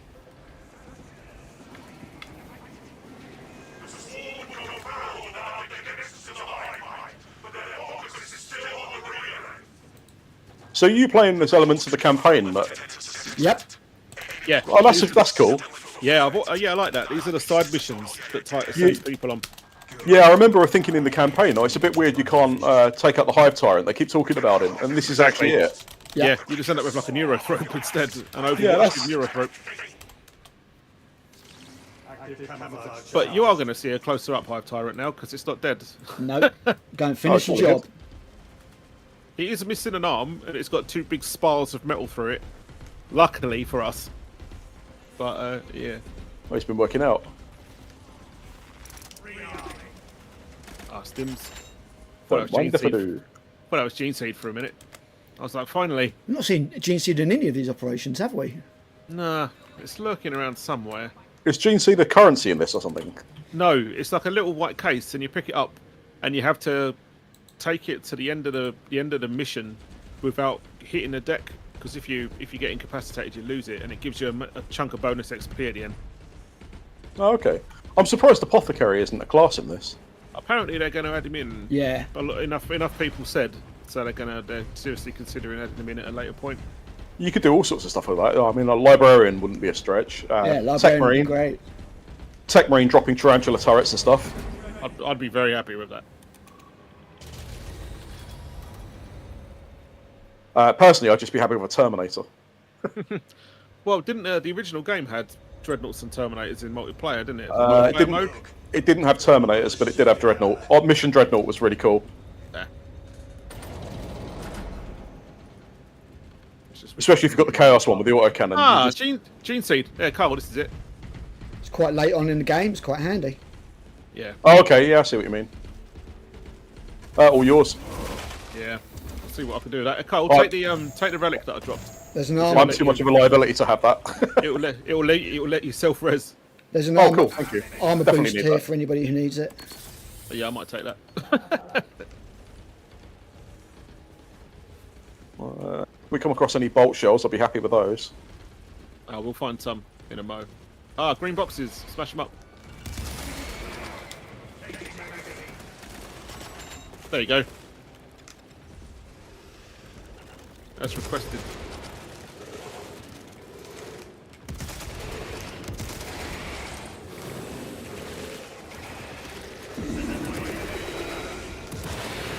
It's quite hard to summon something without your head, isn't it?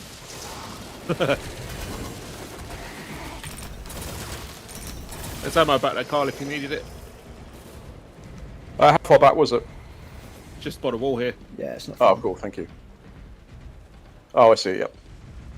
There you go. Yeah, when you see piles of like green supply boxes, just smash them up and see what comes out. Right, okay, thank you. It's usually ammo or Picking up equipment. armor shards. If it wasn't glaringly obvious to anyone in the chat, I have not played this much. I don't know about Terminators not working in this. I mean, you've got the Thousand Suns ones in Tartarus armor. Yeah. I mean, they're slow enough. That's a disadvantage. Mind you, they have moments of being speedy enough, though.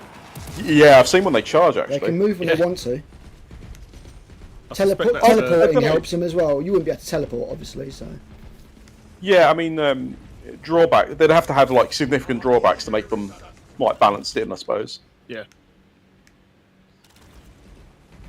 Or even just like a specific mission where 3 of you play as Terminators. That'd be pretty cool. That would actually. Like a Space Hulk sort of thing. Oh,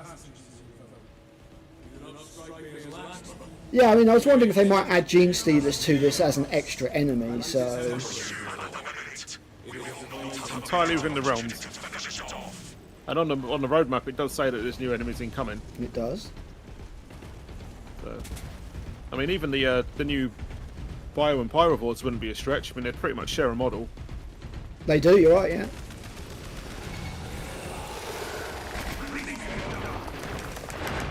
Where did he come from? Licked her from out of nowhere. You bastard. That's what they do. Ah.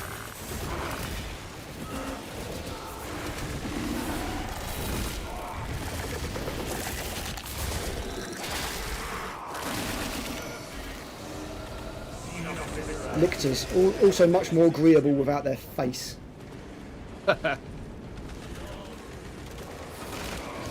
Armor boosts here if you need them. I'll take one myself. Actually. I've got an absolute horde in front of me at the moment. He really does. Sounds like you could do with a few frag grenades. I had crack grenades. I just love the way crack grenades stick to things. Yeah, makes them a lot more useful. Oh, you sneaky bastard. Screw you, hippie. I do love and been trying to take advantage of the way that if you get the perfect parry, you get that headshot. That is a really cool mechanic. Oh yeah, you get a gun strike. Yeah. It's very cool. One of the bonuses that I've got, because I'm a relatively high level, is that everyone's gun strikes do 50% more damage. Oh, nice. Yeah, I've not put a lot of How do you time. trigger those? I think I've inadvertently done it a couple of times. You just get a perfect You parry. have to, yeah, you have to get a parry in when you get the blue indicator on the mob, Oh, I see. or if you dodge really closely to like to the red, Yeah. the red indicator instead.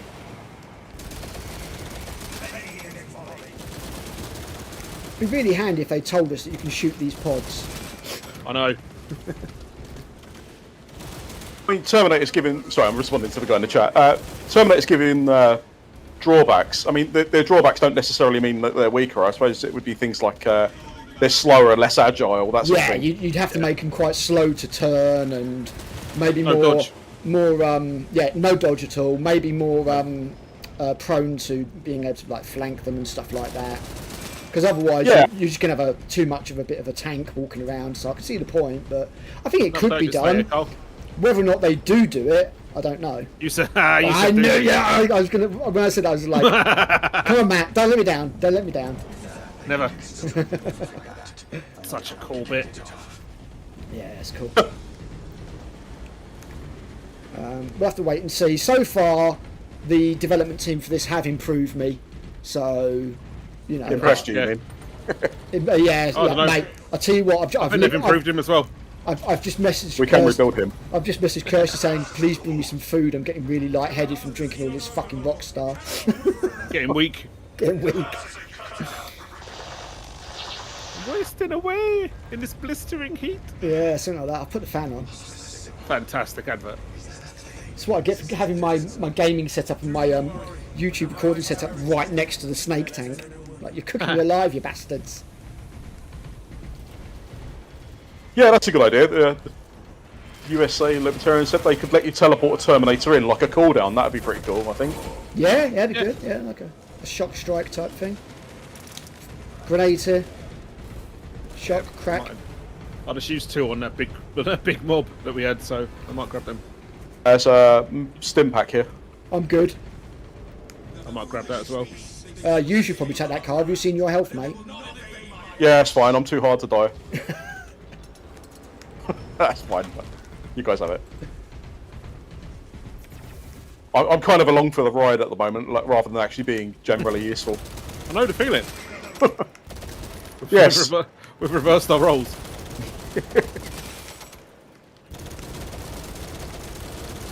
Yeah, Warcraft's more your game, isn't it, Carl? Oh yes, tanking is my business. Business is good. Business Business is is good, yeah. good. I couldn't get on with Warcraft. Click on things, the game. It becomes a lot more nuanced at higher levels. Yeah. Very early on, you can basically mash your keyboard and win. There's a Guardian relic here, and I've already got one. Yeah, I can't pick one up because I've got the GC. There's one of those pods here. Yeah, that's because the boss is next. Am I better taking a plasma rifle or something to deal with this? You have to manage the heat. The reload button vents the heat from it rather Yeah. than having clips to manage or magazines. Oh, I just meant, is it more useful against the boss? 'Cause presumably a higher. It does damage higher output. damage output, slower rate of fire. Yeah, go for it. Oh, do you know what? Let's not overcomplicate. I'll stick with the ridiculous overcompensator bolt rifle. Oh, is it a heavy one you've got? No, it's the standard one, the one that's like a bolt Oh, gun, yeah. but stupider. Overcompensate is what I call the jet bikes. Overcompensate is what I generally call Primaris. The sabotage, yeah. Big bikes.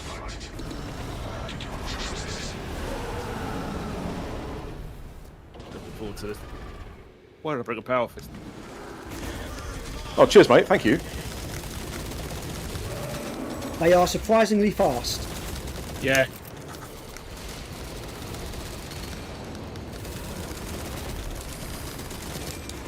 Just reloading for 3 weeks. Hang on. It's nearly down for the first one, to be honest. Holy fuck, that was easy as anything. Isn't it? You're welcome, really. Onto the second phase. Yep. No, I'm alright here. I'll stay on the floor. Oh, You know, what? It looks like it's so much fun. I'm going to join you. To be fair, I've got Guardian relics. So I'm okay. Ah, cool. Matt, can you take that somewhere else, please? I was quite happy over here. Yeah, sure. I'll do what I can. I'll go on a little stim hunt.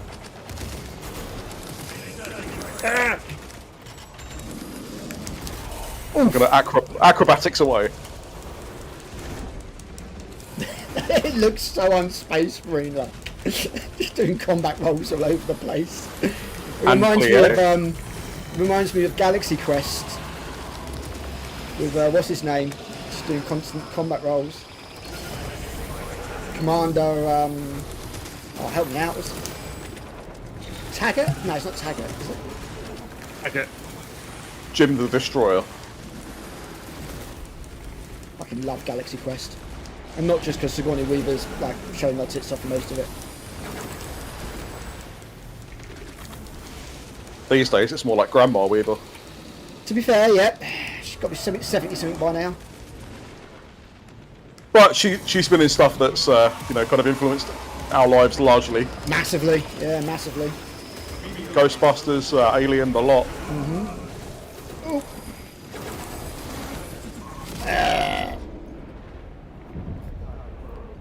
Matt, you're the worst apothecary ever. Apologies, it must be the jump pack. That power fist doesn't help for surgery. No.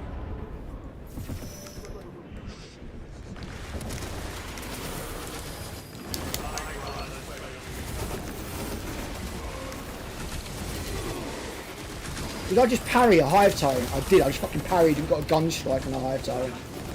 It's usually a dodge that does it. There you go. Woo. With the gene seed.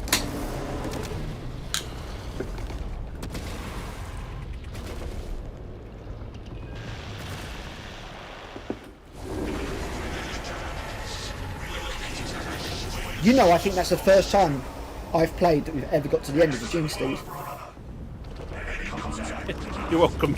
Lucky it turned up late in the campaign, in the We operation. are a sorry. professional gaming team. Aren't we just? I was. Very briefly. Many years ago. Hooray! Oh, we've got 25 minutes until Games Workshop lets us down. Well, that's just a perpetual thing, Carl, to be honest. There's never a time they're not. But Oh, yeah, this is just their weekly cooldown. need to check to see if they've put a link for the video up, actually. I must say, Alan, those 3 skulls on your shoulder pad do look suspiciously Nurgle-like, along with your green colour. It was Yes. The white. It was the closest I could get, all right? Busted. Absolutely. They've still not put a link for the fucking preview up. How the hell am I supposed to watch this thing? Huh? Off to Twitch we go, I suppose. 815 XP. Tasty. I've almost reached level 4. Excellent. I don't mean to brag, but I'm kind of a big deal. What the fuck? There's nothing on Twitch either. I'm sure there will be. Have we got time for another round, or are we gonna? No, 25 minutes is going to be pushing It's it. pushing it Yeah, a little I thought bit. so. Probably better to just piss about in the army for a little bit and entertain our crowd. Oh, I'll go and feed the cat. Does anyone have any questions for a few grumpy old people about 40k? Exactly. Fave, there you go, we've just got one. From Casual Kraken, Fave 40k army and Fantasy army. You go first out. Right, so for 40k, I think it depends if we're talking like models or lore-wise, because I tend to think models quite a lot. Do models then lore for each. So for models, I think that the ones that I think nailed it the most, especially recently, is probably something like the Sisters of Battle, apart from their stupid walking armour suits that they've got, the Paragon War suits. Standard Sisters are fantastic, and the Celestians. You know, I think they did those really, really well. Lore-wise, I think it's got to be something like the Tyranids, because I just love the idea of this thing that just eats everything. You know, it literally cannot be stopped. It's innumerable. It's just the it's the classic irresistible force.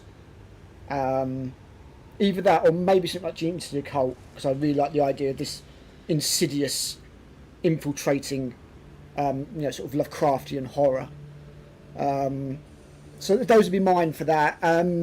Fantasy-wise, Chaos Warriors. Just Chaos Warriors. I just love them. I think they're awesome. Yeah, they're very cool. Look so great. What was the computer game? Was it Mark of Chaos? Where Mark of Chaos, yeah. That trailer where they're coming out of the woods is absolutely intro, amazing. Yeah. I love it. Warrior Priest getting donked. Yeah. Yeah, that was fantastic. To be Yeah, fair, just all the these- intros for games around that period were absolutely great. They were all Yeah, they great, were. yeah. So what about you guys? What's your favourite 40k army and fantasy army? Go on, Matt. My favourite for 40k is probably Mechanicus. They were say- models wise up until the last For that wave. last wave, yeah. But I just kind of jumped the shark somewhat. But yeah, I mean, I've always been from like a technical family, and so that sort of part of the lore appeals to me quite a bit. Plus, how they're quite inflexible and selfish with what they do, and I'm like, yeah, it sounds like me. Fuck everyone else. I'm just kidding. And for fantasy, it's probably Vampire Counts. Good call. Wet Yeah, Undead. good call. Very nice. Yeah, Yeah. so Not that I've ever played it. Sorry, Carl. I'm going to go on a technicality here. Pre 8th edition, favourite 40k stuff. It's a toss up for me between Space Marines, simply because I was absolutely obsessed with them. Especially Flesh Terrors, Blood Angels. Blood Angels is more my lean. In terms of Xenos, it would have been hands down Necrons. I loved, before Matt Ward got his hands on them, I absolutely loved Necrons. Terminator. I really liked the whole, before that 2011 Codex came out, Yeah. they were basically slaves to an uncaring god. Yeah, back when they were automatons rather than what they've tried to do with, what they've tried to do with them now. Yeah. There was a ridiculous level of desperation and sadness to them. There was a real tragedy to it, and I really like the Necrons. They really were just space undead, weren't they? You know, hordes. Yeah, of skeleton so warriors. they were they basically awoke to saw the other species in the galaxy squatting in the ruins of their empire. And they were just going to exterminate everything. I loved it. It was really, really dark. It was very brutal. And it was really, really in keeping with that era of 40k. Fantasy, I was never massive on fantasy, but I'd say I'd probably go with Vampire Counts, just because I love that sort of look. The Vampire Counts and the Undead. Tomb Kings were good. Yeah, so that for me. Yeah, I'd like to see another faction in Space Marine 2. Kasami. It's going to be Necrons. We all know it's going to be Necrons because of what happens later in the campaign. Spoilers, Carl ain't played it. I've completed the campaign. What? Yeah, he said he completed the campaign. Do you not pay attention? Yeah, I know I don't listen to half the things he says. He's horrible. But yeah, something like Drukhari would be nice. I'm a bit worried about what will happen to the Drukhari in their next codex, because they've been abused so much over the years, and Kind of appropriate. one of the problems with the Drukhari is they were created obviously way back in 3rd edition, back when GW was genuinely very grimdark and edgy and it didn't give a fuck. I think with their new kind of almost family friendly orientated vibe that they go for now, they would have to tone them down quite a little bit. I don't think you'll hear of them going on slaving raids and stuff like that. What raids? You know, Make a friend raids. You make a friend, yeah. Punch and pie picnic raids. I always like the whole element with the Dark Elder of their entire philosophy is better you than me. Yeah. I mean, the whole idea behind the Dark Elder are basically the Dark Elves are the Melabonians from Elric. You know, that feast on the souls and the suffering of others. So. Yeah, I mean, a Talos would make a good boss fight.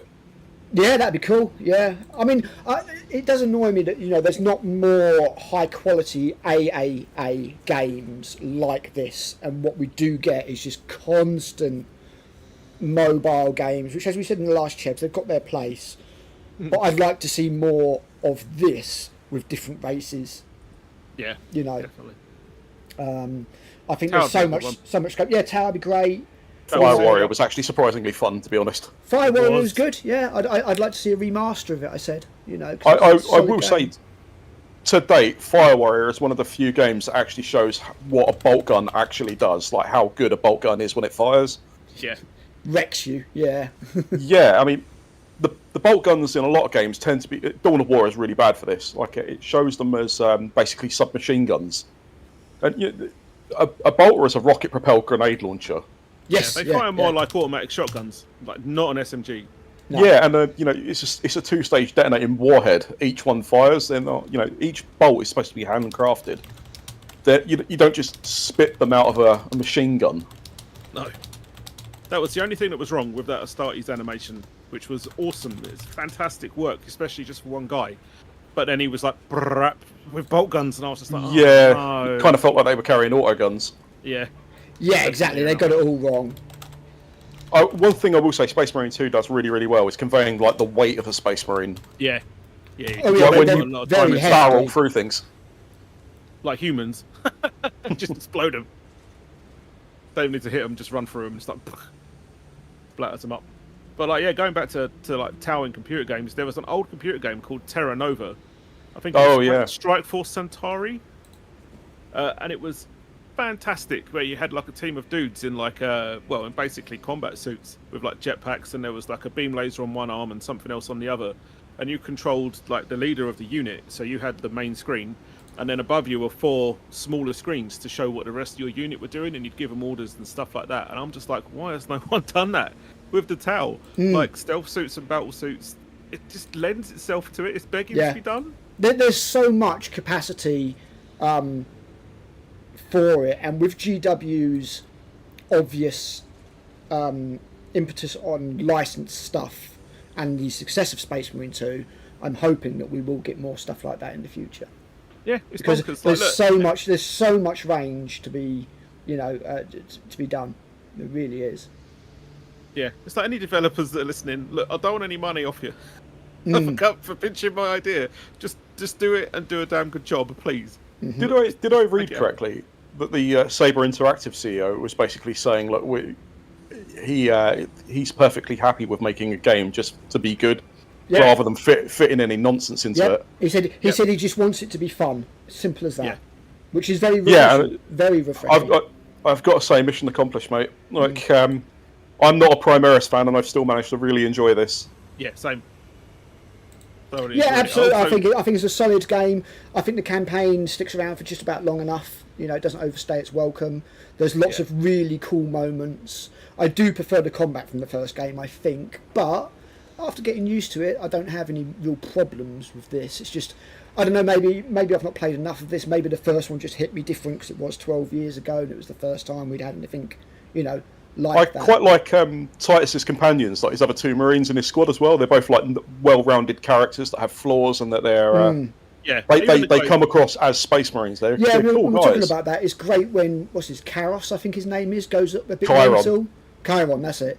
Goes a bit mental. Loses his mad. Loses his nut. Goes off on a little bit black ragey for an Ultramarine, to be honest. But I suppose it's worth remembering though. I mean, he is a Space Marine. These guys, all Space Marines, are basically psychopaths. Like, in order to become a Space Marine, you've got to have an incredibly violent disposition. So it's not just Flesh Terror angry or Ultramarine noble. They are all if these guys didn't become Space Marines, they wouldn't exactly be doing office jobs somewhere in the administratum. No, Ultramarines would. I highly doubt it. I think the gene seed helps there. If you take into consideration that in Rogue Trader, the Space Marines were literally just the worst psychos they could find. Yeah, they were just nutters. They just took nutters, not psycho-indoctrinating them. So, they're not meant to be stable, balanced people. They're living weapons. They always are. They're not meant to be sort of these noble heroes or anything like that.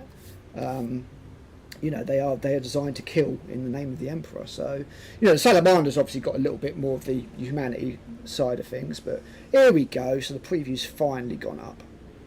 Right. Yeah, I must admit, the Horus Heresy novels, I think it's the first or second one. What I really, really like is the bit where they've gone down to the Temple Fane and they've eliminated all the cultists and stuff. And then they bring the Iterators down and they're like, the Iterators are basically walking through chainsawed up bodies, just seeing the abject horror that the Marines have done. Yes. And the guy's like, look away to spare your sensibilities, sir. Like, and it's the realization that, these guys, they're not Khorne berserkers, but they still tear people apart like they're beanbags. Like, just...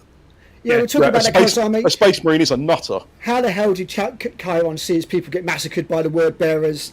It's not old enough. No, he's not. I raised an eyebrow at that. Although there is a novel where the Iron Warriors are on Calth. Right. Okay. Yeah. So that happened, and Makar the Reborn, who is a word bearer, he was a word bearer. He was present as well. Back in a minute. In a possessed dreadnought. But yeah, I mean, as to regard what we thought of the Tives episodes, we did review them all. I liked the first one quite a lot. I thought the first one was pretty good, and I enjoyed the discourse between the 2 Space Marines. I thought that was very good, and I thought it was pretty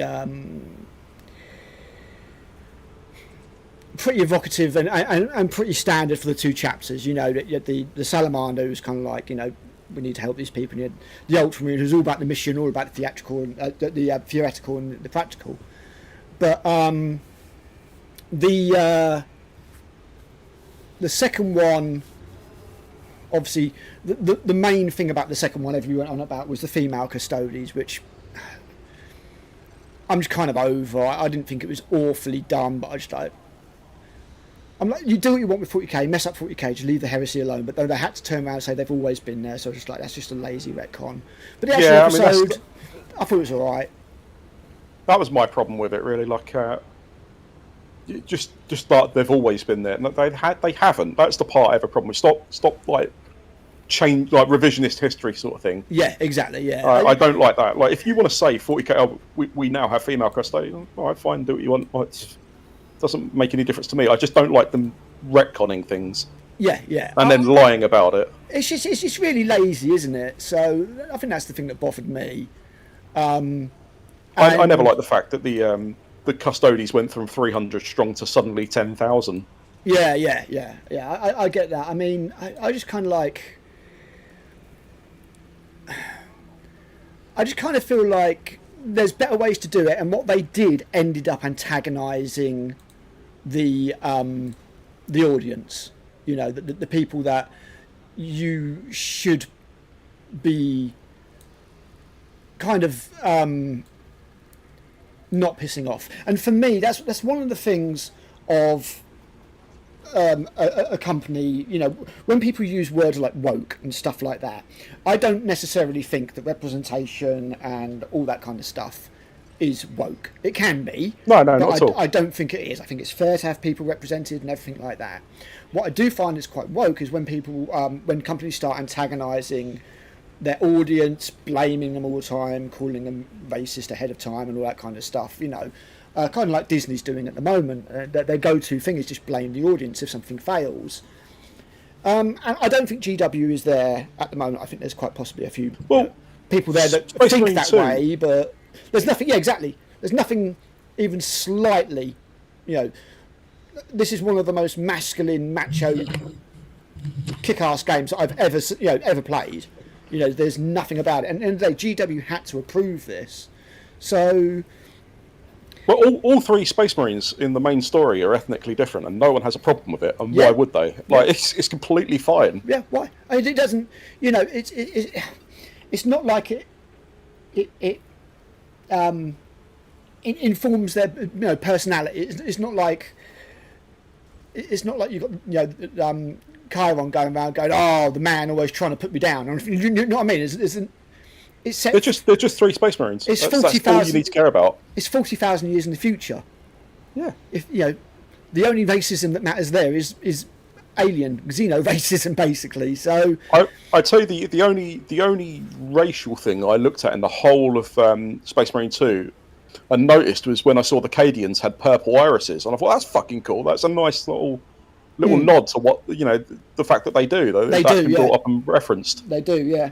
Yeah, well, I couldn't care. If you want to have a black and Asian or whatever Space Marine, it makes no difference to me. The Imperium's massive; it's the size of a galaxy. You're going to have all sorts in there.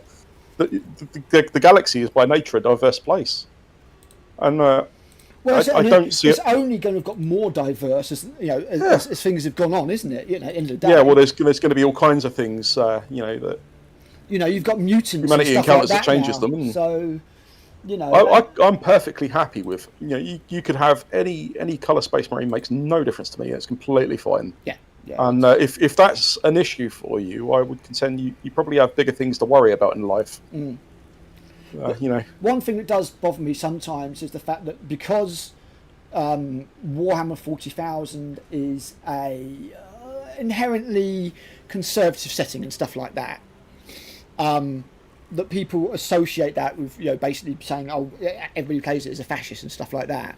Well, that's because people are stupid and take things on face value. Some people just want a bit of escapism, Some people just want to go to a world where they can just... Lots of explosions and killing monsters and stuff like that, so...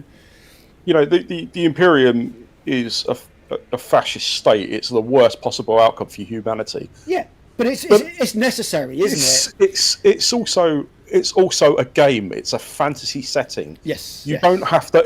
If you espouse the values of what the Space Marines have in real life, you'd be a horrendous human being. Yeah, yeah.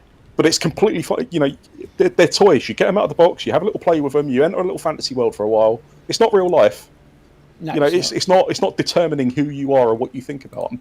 The people that equate that are just. I think they just need to get a grip on reality. Yes, yes. Yeah, I mean, there's a certain amount of detachment, isn't there, really? And I think for a lot of people, it's just like, look, we just don't want this setting. We don't want our game messed with too much. Yeah, I mean, we the want other it way to of stay looking what at it is. It's people who take things in a setting literally and think that you agree with everything. I love playing Grand Theft Auto. I'm not going to mount the curb in my Jeep and just start mowing people down. Yeah, that's it. Not after the last time. I've got 6,000. Not after the last time. I've got 6,000 points of Dark Eldar. I'm not going on a Boba Fett's starship raid anytime soon. Not collecting torture slaves anywhere. No, exactly. I haven't got bucks and wenches chained up in the basement downstairs. It's just an escapism. It's like when you play a game. If you play Mass Effect and you play Renegade and you make all the worst evil choices, that doesn't necessarily mean that you're an evil person. So. He says, as Mass Effect Legendary Edition just finishes downloading onto my hard drive because I fancy playing it again. But yeah, you're absolutely right there. The 40k universe is one of the ones where the fans would never want to live in it. 100%. Yeah, I mean, exactly. If you want to see yourself represented in that universe, then that's not good. I always thought it'd be really fun. You know those. You get like the mechanic simulator games and stuff like that. Can you imagine being manufactorum worker simulator? 14 hours on the line and being systematically beaten with an electroshock whip or something by the overseer who just thinks you're 0.1% behind schedule. VR game and you are a servitor. Yeah, that's it. I mean, I don't necessarily agree with some of the stuff that GW does, and I certainly don't agree with some of its viewpoints and stuff. But at the end of the day, it is just a game. It's just a universe that we're invested in because it is cool, and it is a masculine-leaning universe, and there's nothing wrong with that. There's absolutely nothing wrong with that. If anybody else wants to join in because you like it, fucking brilliant. Come in. No, I'm not desperate to see My Little Pony start doing power lifts. No, not so much. Not so much.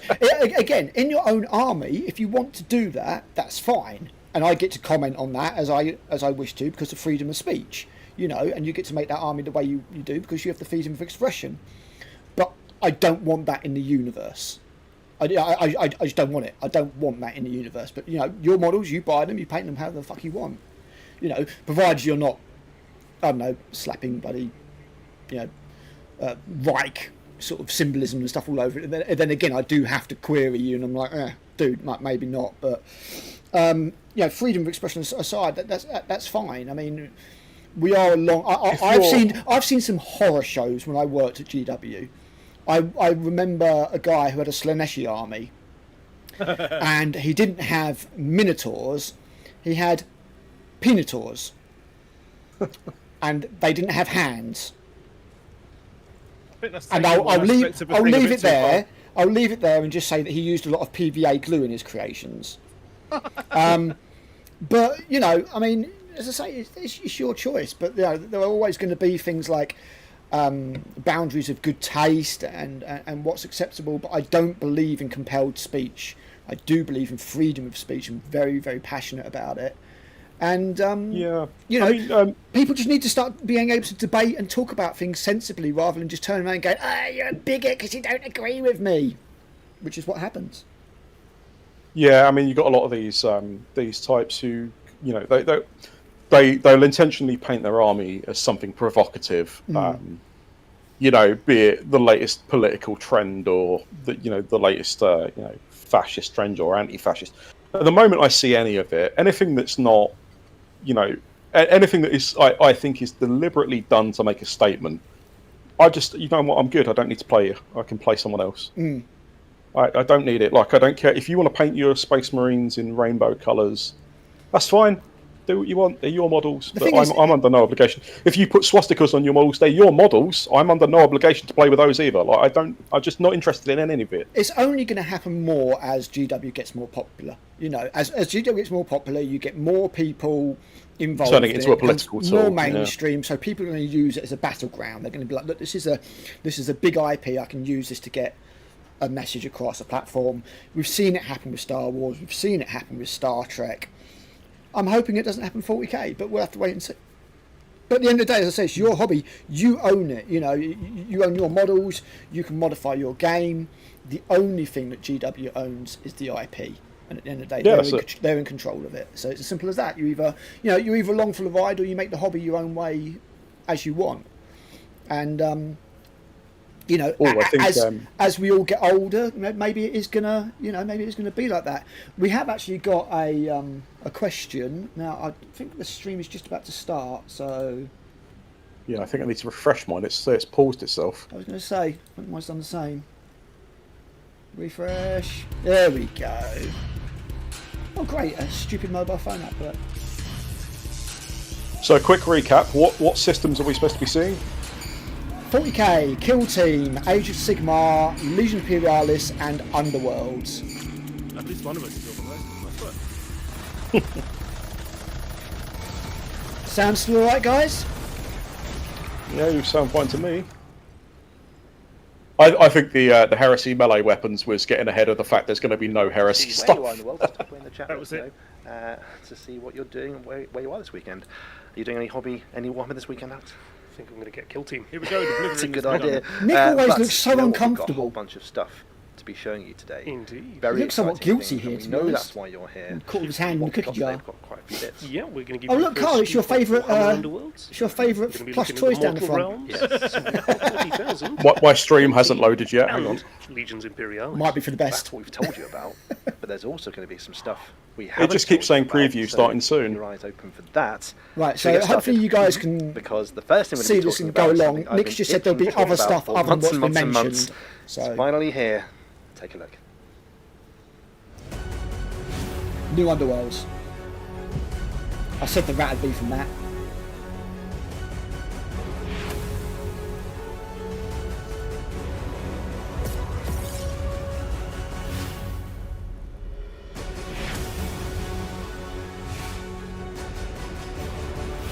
Is it me or is that some funky music? There's some kind of funky music.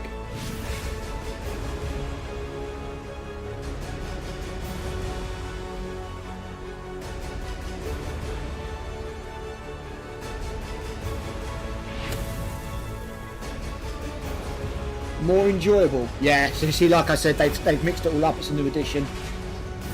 Okay. Ah, here we go. Yeah, I've loaded in. That's one prediction that's right. Yeah, good shot. Is this the latest Shade Spire type deal, isn't it? Yeah, Underworld, yeah.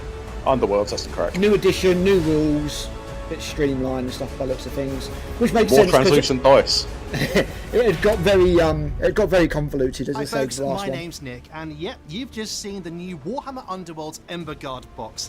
And the big news is, well, it marks the beginning of a completely new Well, if you didn't edition like the of new game. Sigmar starter set, you're out of First luck up, on what's this. so great about Warhammer I like the way they've Underworlds called it anyway? Irma Gerd. It's a perfect combination of a board game, a card game, and a miniatures game. So if you've ever played literally any game on a table before, you'll be able to pick it up with no problem at all. Really, Nick? I've played snooker. Games take about an Is hour snooker to going to help me for play, this? so you can get a few games in over an evening. And thanks to the huge combinations allowed for by warbands, card decks, and dice rolls, you could play hundreds of games and have them all feel different. Does this make all There the are old even cards different obsolete then? formats. Yeah, I was about to So say, if I you just want reckon to this open a is pre-built deck, this will kill shuffle off and play, all you of the old can. edition. But if you want to test your dark powers of fate manipulation and fully design your own deck, well, you can do that too.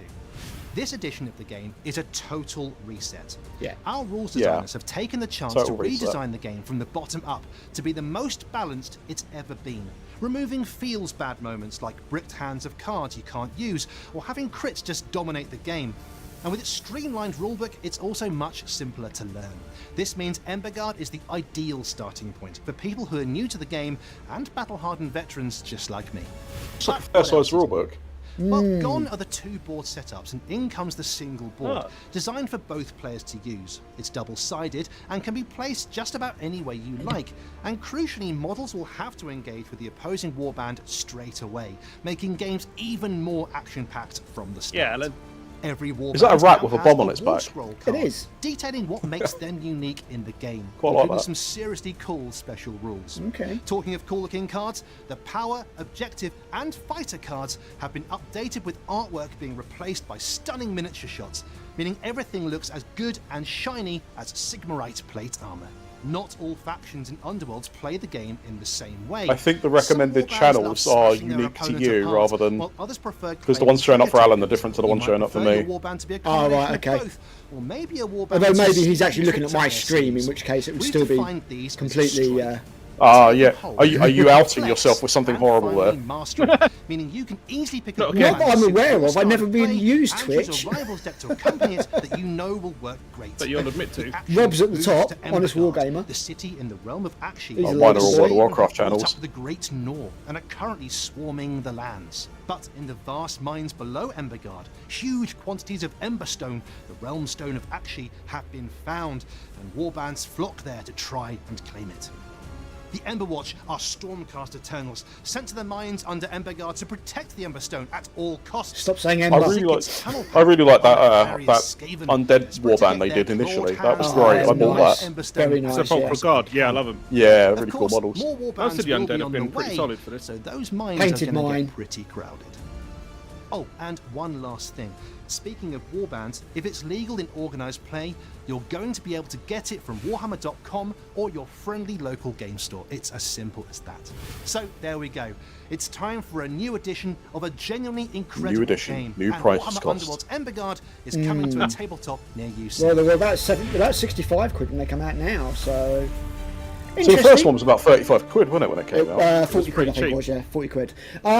So it's what I predicted. So there so we go. The brand you know, new edition. of new Warhammer reset. Underworld Yeah. is here with the Emberguard box. Oh, that bloody plushie. Super exciting. I'm glad the cat's out of the bag on this one. I think It's been a the long time rats, coming. the It's also in the post, Skaven, isn't it? look really nice. You've had so But much fun I playing don't give a the fuck office. about We've got the scoreboard Stormcast up on the anymore. They just wall. look so I- boring we to can't me get now. enough. You've been winning most of your games, I seem to remember. Well, Now, of course, Warhammer Underworlds, if you've never played before, as the video just talked about, it's a fantastic game of Nick cards loves a bit of and miniatures Underworld. and board game He's combined. he's It's normally great playing for it when I go beginners in and for Warhammer veterans World. alike. This new Emberguard box is such a good place to Nick. dive in if you haven't already before, and if you're like me and you're a veteran player, The one on the it's left. a great place to just Yeah. carry on your experience as well. Yeah, he looks a bit like now, Nick one of Frost. the best things about Underworld, Alex. oh yes.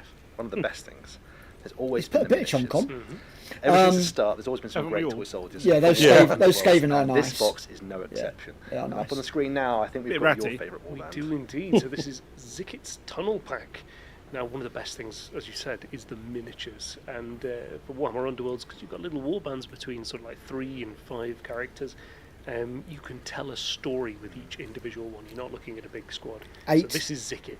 And he seems to, at one point, lost one of his claws. T8 But he's ick. high enough ranking that he's probably bullied some warlock engineer to kind of fashion him. a One new of the better paint I've got jobs. to on admit, these, I think. I don't do streaming. I really don't. This My is the favourite first in the stream warband is I have ever Ritak done, there and ever. his kill wheel. So I can imagine him just tearing through the tunnels under Emberguard. I like the paint job, especially with the tails and stuff. Curing everybody No, they're good. To They're good. say, They're, well, they're I don't nice have to mention models. They've got because you've done it to character. me And I multiple like times that. on the table. My favourite warband are the Emberwatch, who are the Stormcast. No, Eternals. Those faces Oh. look horrendous. Sent down They're to the mines to protect horrible. the Emberstone. From And here, everybody, especially. He looks like he's made out on of the screen Play-Doh. here, we've got Ardorn, the leader. Like his face, at least. How heroic Looks like is Billy this from miniature? Predator. He's got 2 hero rocks and Steven something. Look, if he's got a machete and carves his How own chest up and Paragon screams, Border. then we're on to something. Great miniature. Done his face instead. It really is, and the whole warband's great. There we go, all 3 of us. Yurik on the No, left, yeah, Ross on the right.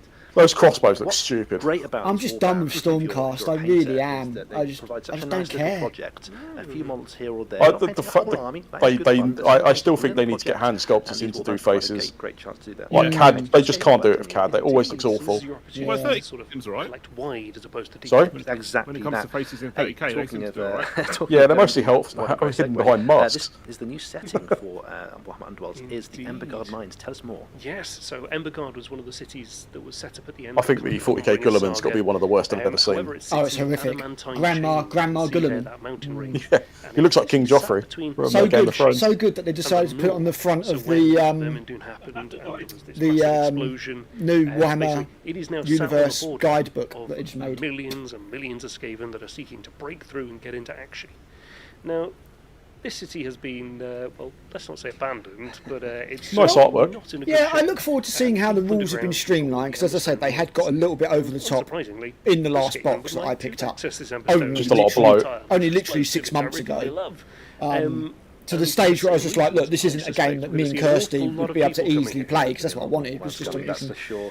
Now, the game chuck at out and its play heart really is the same easily, game it so- always was, but the designers have taken a real good chance. It's like they tried to Go break back it. to It's a basics, game designed sort specifically for things out, tournaments, by the look of clean things. things up, It and is, make them more yeah. easy to learn as well. And one of the things they've done, which I really love, is they've actually defined the different play styles of the game. Now, previously, gamers would have talked about aggressive warbands or flex warbands, that sort of thing, but we've actually gone now and defined the 4 different warband types as strike, take and hold, flex, which is a combination of the other 2, and mastery, which is sort of like sneaky tricks you want to play. And this is ideal because not only if you're used to that's card cool. games, you're probably already used to this sort I of wish thing there, already, but it also means I wish it if was you still know your play stuff, artwork you on like the hitting cards stuff and with not a big pictures club, and models. you go for a strike That's warband. wonderful. If you're a bit sneakier like yourself, you might go for a mastery warband, which is really cool. And actually, in the Ember Guard box, there's a Rivals deck that comes, and there's one of each of those 4 in there. Vampire gang, they were pretty cool. Oh, they're awesome. The Crimson Court. Yeah, I like them. Absolutely. In fact, any warband. Still got them on my So desk. any deck in the game. I've can be painted used up a with lot any of deck these, at all. a lot of However, them. what Probably they've about done is they've defined the warbands 18 as one of different those warbands 4, in and each total. deck is one of those 4. They started making their price crept up and up and up. I mean, the first one was like 20 quid, and I was like, oh, that's pretty cool. 18 quid, I think it was. Yeah, they were less than Yeah. that. About 17 quid, mate. Because I bought the You're right, you can do that. You can take sepulchral guard. Yeah, sepulchral guard, yeah. Yeah, They're about they were really cool, 26, they about 26 now, to get one up on and that. it wouldn't surprise me with the release of this Now, if the we other don't thing see it want go to up talk another about couple of quid. here for the new edition, just the way it looks. Look at the cards. The photography here is it's just so good. We Yeah, used the to- photography well, might be now good, our but it's not what photography people teams want. take advantage of No, I the don't. images we have and I don't just want. I would- incredible, I don't want I would much Photoshop pictures of miniatures cover with cards, After the gather Effects. I want cards, the objective artwork. cards and the fighter Yeah, cards. I mean, All that's have fine as photography codex and just looks background so stuff. fantastic. Yeah. The opportunity to I don't mind it tell a story in the here same when way he's showing that off the actual model that you're See here with using in the character cards. game. Yeah, that's fine, but on the back, like the art So if piece. you're looking across Yeah, the I table want at actual your artwork. opponent's warband, you can instantly tell which is which. You can. It's so good. Now, one thing that's really exciting. Is that like a here Japanese version while or it's on Chinese the way version or something? soon, That looks like, you can actually see Multi-language. Warhammer Underworld's being played okay. really soon, because next week at the Tampa Open, we are going to be showing a live stream. You may not speak each other's language, but you can still kill each other in Underworlds. Tune in right here. Well, that's on why the everything's same been channel, reduced to just and you can numbers see and the first games symbols, of the new edition being because that way played. you've only got to print one set of Watching cards. as well, and I can't wait. So there we go, exciting, right? Right, with that out of the way, now we're going to stay in the mortal realms, but we're going to go somewhere else, Alex. There's something chaotic. Children of the Emperor, deaf to this preview segment. Oh, are you looking at the chat? Yeah. I refuse. I don't blame you. This That's one's a nice quite funny, model. though. Yeah, It we were is, talking yeah. about that. It's very nice. Annoyingly, can't get hold of it. But Oh, Conan. Yeah, so I was about to say Conan's Nan. Conan. I like the Dark Oath. I think they're very nice.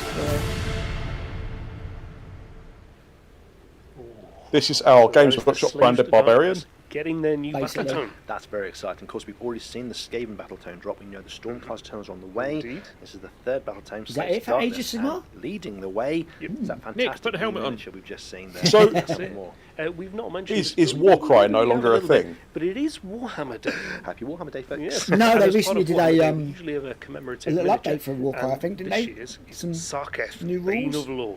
So he's a chaos Okay, sorcerer I lord, never and really these guys played are it. obsessed with power, a particularly good game. arcane power and kind of acquiring it. It just felt like Fantasy Necromunda to me. With things from the realms of chaos. Yeah, I never no, played either. not you know, really. whatever I would artifacts, say cursed It's or not, like that your they skirmish have, level and Yeah, it's like yeah. really embodies warband this game. beautifully. Doesn't really It's play got anything like everything Necromunda, to be from honest. bows and FEMA there I at its can't side, believe they got skulls, everybody who it's cares got about this fire, game on the and it's screen got at the stuff same in the time. centre of it. What more can you want? Great model. It's fact he's burning green with the energy. I love it. He is going to be. Do you remember the Warhammer very, preview very they did soon. where the chat was just so out of control they actually had to start commenting it live on stream? Yeah. Please check one community website for details there. I need to get hold of him. Honestly, the chat is just cancer. Now, I refuse Adam, to look at it because what it's just do you think endlessly people about going, "Oh, the show me Dark Space Marines" or "Show me." Yeah. About the, I want my stuff. about the Exactly, that's all it is. It's just people Warriors. bitching and not getting their Yeah, stuff. yeah, exactly. I really enjoy the odd But sly there's something comment. really interesting Yeah. about this new Slave to Darkness battle. That sorcerer is a lovely Expand model. our breadth He's and great. Lovely model. knowledge of the Slaves to Darkness. And coming To be honest, in these are a pretty cool band. This is the Dark Oath Raiders Spearhead that's coming alongside the Yeah, you book, got a drummer. which is great. Don't worry, Spearhead fans, the original Bloodlead. Nine- I mean, I'm never going to buy or collect them, but I do think they look Spearhead cool. 18 as models? well, Or is which it is a really bit more cool. than actually? Full of quick and speedy warriors. You can see you've got plenty of as the Ravagers on the left. Is that guy holding a drum and a stick grenade? And the Riders at the back as well. Yeah. They are just great fun. A proper horde. I mean, a drum and a drumstick, but yes. That is one big box set just to buy Conan the Barbarian. Didn't Citadel do a Conan So miniature? whenever they've stopped and they have a... You're not thinking of Flood, the no, Barbarian? anything. I don't think they've had a license for maybe. Conan. But the Savages, they've gone a little bit obsessed with the Not filling bad. I barrel. mean, these guys So they've kind of are started close head to down that their aesthetic that I story really a little like. bit. That's quite cool. So, speaking of owned, I live, I love, I pay through the Yeah, there nose. is. In Spearhead, these guys can use And Games oaths that they Workshop do, are consent. Like Warcry or Underworlds before. They can use oaths and Something like declare 85, battle 90 tactics quid for a and box, if they though. There's manage not to that score much they stuff can in it. also use Like, the what, command 25 on the same models? card, which is a really cool little mechanic. Very nice. But there we go. And also for Spearhead fans, just Yeah, everything nice you see models, from never the gonna screen never gonna buy 'em. keyword, so it just all comes back all the time. Oh, you love it. But that's not the only thing we're coming alongside the Slave to Darkness book. Of course, there is another new miniature too. That's Check this cool. guy out. That's Yes, nice. This is another Chaos I'm getting the now, this mouth one of Sauron or whatever he was Yeah. called. The Black Mandalorian. No, Mandalorian? Numenorian. Numenorian. You want to have multiple of them. Nice paint job. I like the rusted sort of hard armour on there. I love Yeah, they that. put On the a bit of effort rivets. in that. That's very nice as well. Very nice. For me, it's the runes on the sword. Yeah, don't look too close, you'll go mad. What is nice is that we've seen the Skaven book come out already, and it's just nice to see that this book Yeah, he's very cool. confirms this is the format of battle pick him tomes up. going Nice forward. cover. Tell us about what we're going to see. So the book contains everything that you typically would expect. You know, you've got a whole host of rules and background, but the way it's been put together, the way the narrative has been crafted, it just flows brilliantly. You've got lots Yeah, I of actually agree with you guys. I might actually pick him up. Just that model. artwork, everything comes together. That makes me a little bit happier that the other one's limited, to be honest. Book to read. It sounds like Because it's a good really fallback if you fun to can't get get. into Because it. I'll be going down to Reading, Warhammer reading, World. reading. Because Normally I'm only you 10 play minutes the away game, from read it, the so I'll go rules, down and there then and see if I start can doing get this the particularly. limited So edition good. one. But if Yeah, not, we've seen it that before, other like you one's a said, good the alternative, Skaven to be Battle honest. Tome, I and think I actually also prefer that one. Stormcast, and even in the Age of Sigmar. I like that it's given that Stormcaster cuddle. see here, it's Little Stormcast Kerry King. absolutely beautiful, and that Chaos Sorcerer. Have that, you filthy There he is. casual. Casting a spell. I like the fact that you talked about before that the lore is told from a certain point of view in this book. Look at my axe. So, Look at it. Feel the certain haft. characters that are basically giving you the on the ground kind of reporting, as it were. I like. So for the Slaves to Darkness, we've got Gunnerbrand and the Brands, and that's his tribe. And we've seen these in Monsters on Warhammer Plus. They've got models, they've got a book, in fact.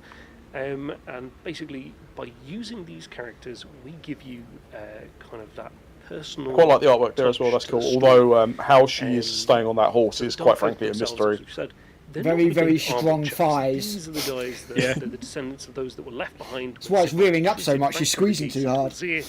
And they just had to do whatever they had to do. Do you reckon that strap that's going underneath the horse is attached to her so she can like loop like a 360 loop around it while firing Oh, God, it'd be when it rears up? Be like Galadriel on her horse in Rings of Power. That show doesn't exist. She does that to reload like Arnie. No, see Shotgun in see P2. that guy on the floor underneath the barbarian guy. That's me every time I see a new edition of 40k. That's you when you play Space Marine. This floor is terribly fascinating. Really cool from a mechanics in the book as well for gamers. You can pledge units to Dark. Well, you could say the two guys on the left there, that's game Games bonuses Workshop as they talking to a go. customer. If you're a narrative player, there's 3 parts. He's just going, look at my hammer. The other guy said, look at my axe. He's like, look at my hammer. Dark Gods. And there's an Army of Renown in here as well, which you're really They're nice. The thing is, I Indeed, really so like this is, the look of Alec those Baldwin's guys, Legion of but the then you've got the First stupid bits like the Prince. great Slaves big to Darkness. They're not one big metal monolithic skulls on the perfection. chests and stuff. It just takes me out of In it. theory, Archaon is in looks like charge of Diablo everybody, artwork. but Bellacor's got So his is own that Bellacore, dealings going or with is that- his own machinations. It looks like Bellacore. And so if you want to play a Slaves to Darkness army, there's just a little bit different. I'll go with yes. Looking at mine on the shelf. The First Prince is where you want to go, because you can take the Legionnaires, the Bellacor's put on his Blood Bowl shoulder. Lots of demons as well. It's very cool. It's even got its own enhancements, spell manifestation, or battle traits. Everything. It's just so cool to see. And there's something else we really liked as well, looking through this book, which is one of the regiments of renown in there. It's called God-marked Ascendant, and this essentially allows you to use the amazing. That rings a power. I took one look at the trailer. I was like, I don't need that in my life. I don't need to be that upset. I watched the first season where they summoned the Balrog with a leaf, and I was like, no, I'm done. My wife was like, can you watch the second one with me? And I was like, I'm afraid not. It's like the second they released that trailer for that new Crow film, I immediately was like, well, the only thing that's inspired me to do is watch The Crow. Exactly. That was the best thing about it. There were so many people watching The Crow on YouTube that hadn't seen it before. It was like, oh. On my other channel, I've got a video coming up comparing the 1989 J.O. Barr book of The Crow, the 94 film, and the 2024 film. It's over an hour long. But now it's time to take a look at some big boxes that are on the way. What have we got now? Big boxes coming out. Sisters. Sisters, yeah. Oh, these are the Christmas boxes then? Maybe you're right. Towel. Retaliation cards are up at the towel. Sounds like the Christmas boxes, doesn't it? Oh, there you go, Matt. Really? Already got it. Good. Nice. Right, again, consume. No. Consume product. And there's nothing new in these, is there? No. Probably not. So, yeah. A knight taking his dogs for a walk. Not too far off. Just put little leads on them. And chains. Yeah, Christmas boxes. Yeah, I was a bit weird for a preview, but It's just so they don't have like the shit ones left in store for the next 6 months. yeah. I think it's just them padding it out a little bit because the So mechanical stuff got the leaked. season for Battle Forces, Not of surprised me, course. to be honest. And this year is no exception. Some fantastic Battle Forces. I wonder how many coming streams end up becoming damage control, You really. know what? They're a bit different this time Yeah, round. GW Now, got a lot as better at that. I always, mean, the Battle amount of Forces are a stuff great way that to they start collecting your actually army. jump on when it It's a gets given, leaked right? has And kind of they're a put great thing to websites have like for a holiday Fate gift like or out of to treat business. yourself. Oh, yeah, No one totally. goes there for Yeah. rumours anymore. For you. What? Some guys written in the chat in all caps over and over plastic siphon. What's Yeah, also me too, mate. good I've been after one for. specifically I've got a designed siphon, going but I want a alongside plastic the one, combat or patrols six. Spearheads. There's not going to be too much sort of duplication, so that you can have a nice big army if you get both boxes. And furthermore, Put a helmet on. they've all been designed in Yeah, such a way. I do the preview with the helmet on. Go in the That'd be chat and great. say it. Attachment or battle formation in either 40k or AOS, which is really clever. Very graphic. So let's go through and see. I know they flashed up on screen there. Let's have a really good look at each one. Starting off with, I think, your favourite. Indeed, so this is the Town Retaliation card So trade. these What are I going to like be is about that they- 130 quid, bear that in A lot of mind. people's favourite aspects. Yeah, I mean, are the battle I'll give them credit with the suits. Tau This colour gives you schemes. Riptide They've always on one avoided side, a bare Ghost Steel metal. and a Commander. Yeah, yeah. That's 4 I mean, you've got like the gold stuff there, battle but suits. they've always There's avoided so like much silver wear metal. It's always Just the painted, coolest Yeah. models. and I it think really Ghost Steel it's is become one like of kind the of a symbol of 40K their just look entire great, don't they? range. And the Retaliation cadre is itself a detachment in 40k, all about taking battle suits, perfect. They're far They too make manga your for me, guns I'm afraid. Super powerful and blow love your, them. your enemy away with even more I ease did. than before. So that's a Riptide, a Ghost Kill, a Broadside, Up and next, we've got the Necrons And Necrons. and the Hypercrypt Legion. In the middle there, we have the Catan. So what's that? 10 warriors, so yeah, 10 warriors, the 5 Void Dragon, Lich Guard. Oh, 10 So for many of the Praetorian Guard boxes, slash you'll Lich see Guard. those, yeah, They're and all the, the same and the kit. Overlord. Miniature, you know, it might And a Void Dragon. large miniature. That's actually quite underwhelming. I'd be very This one, obviously, with the Void Dragon. and 130 quid. You're not getting a great deal. miniature.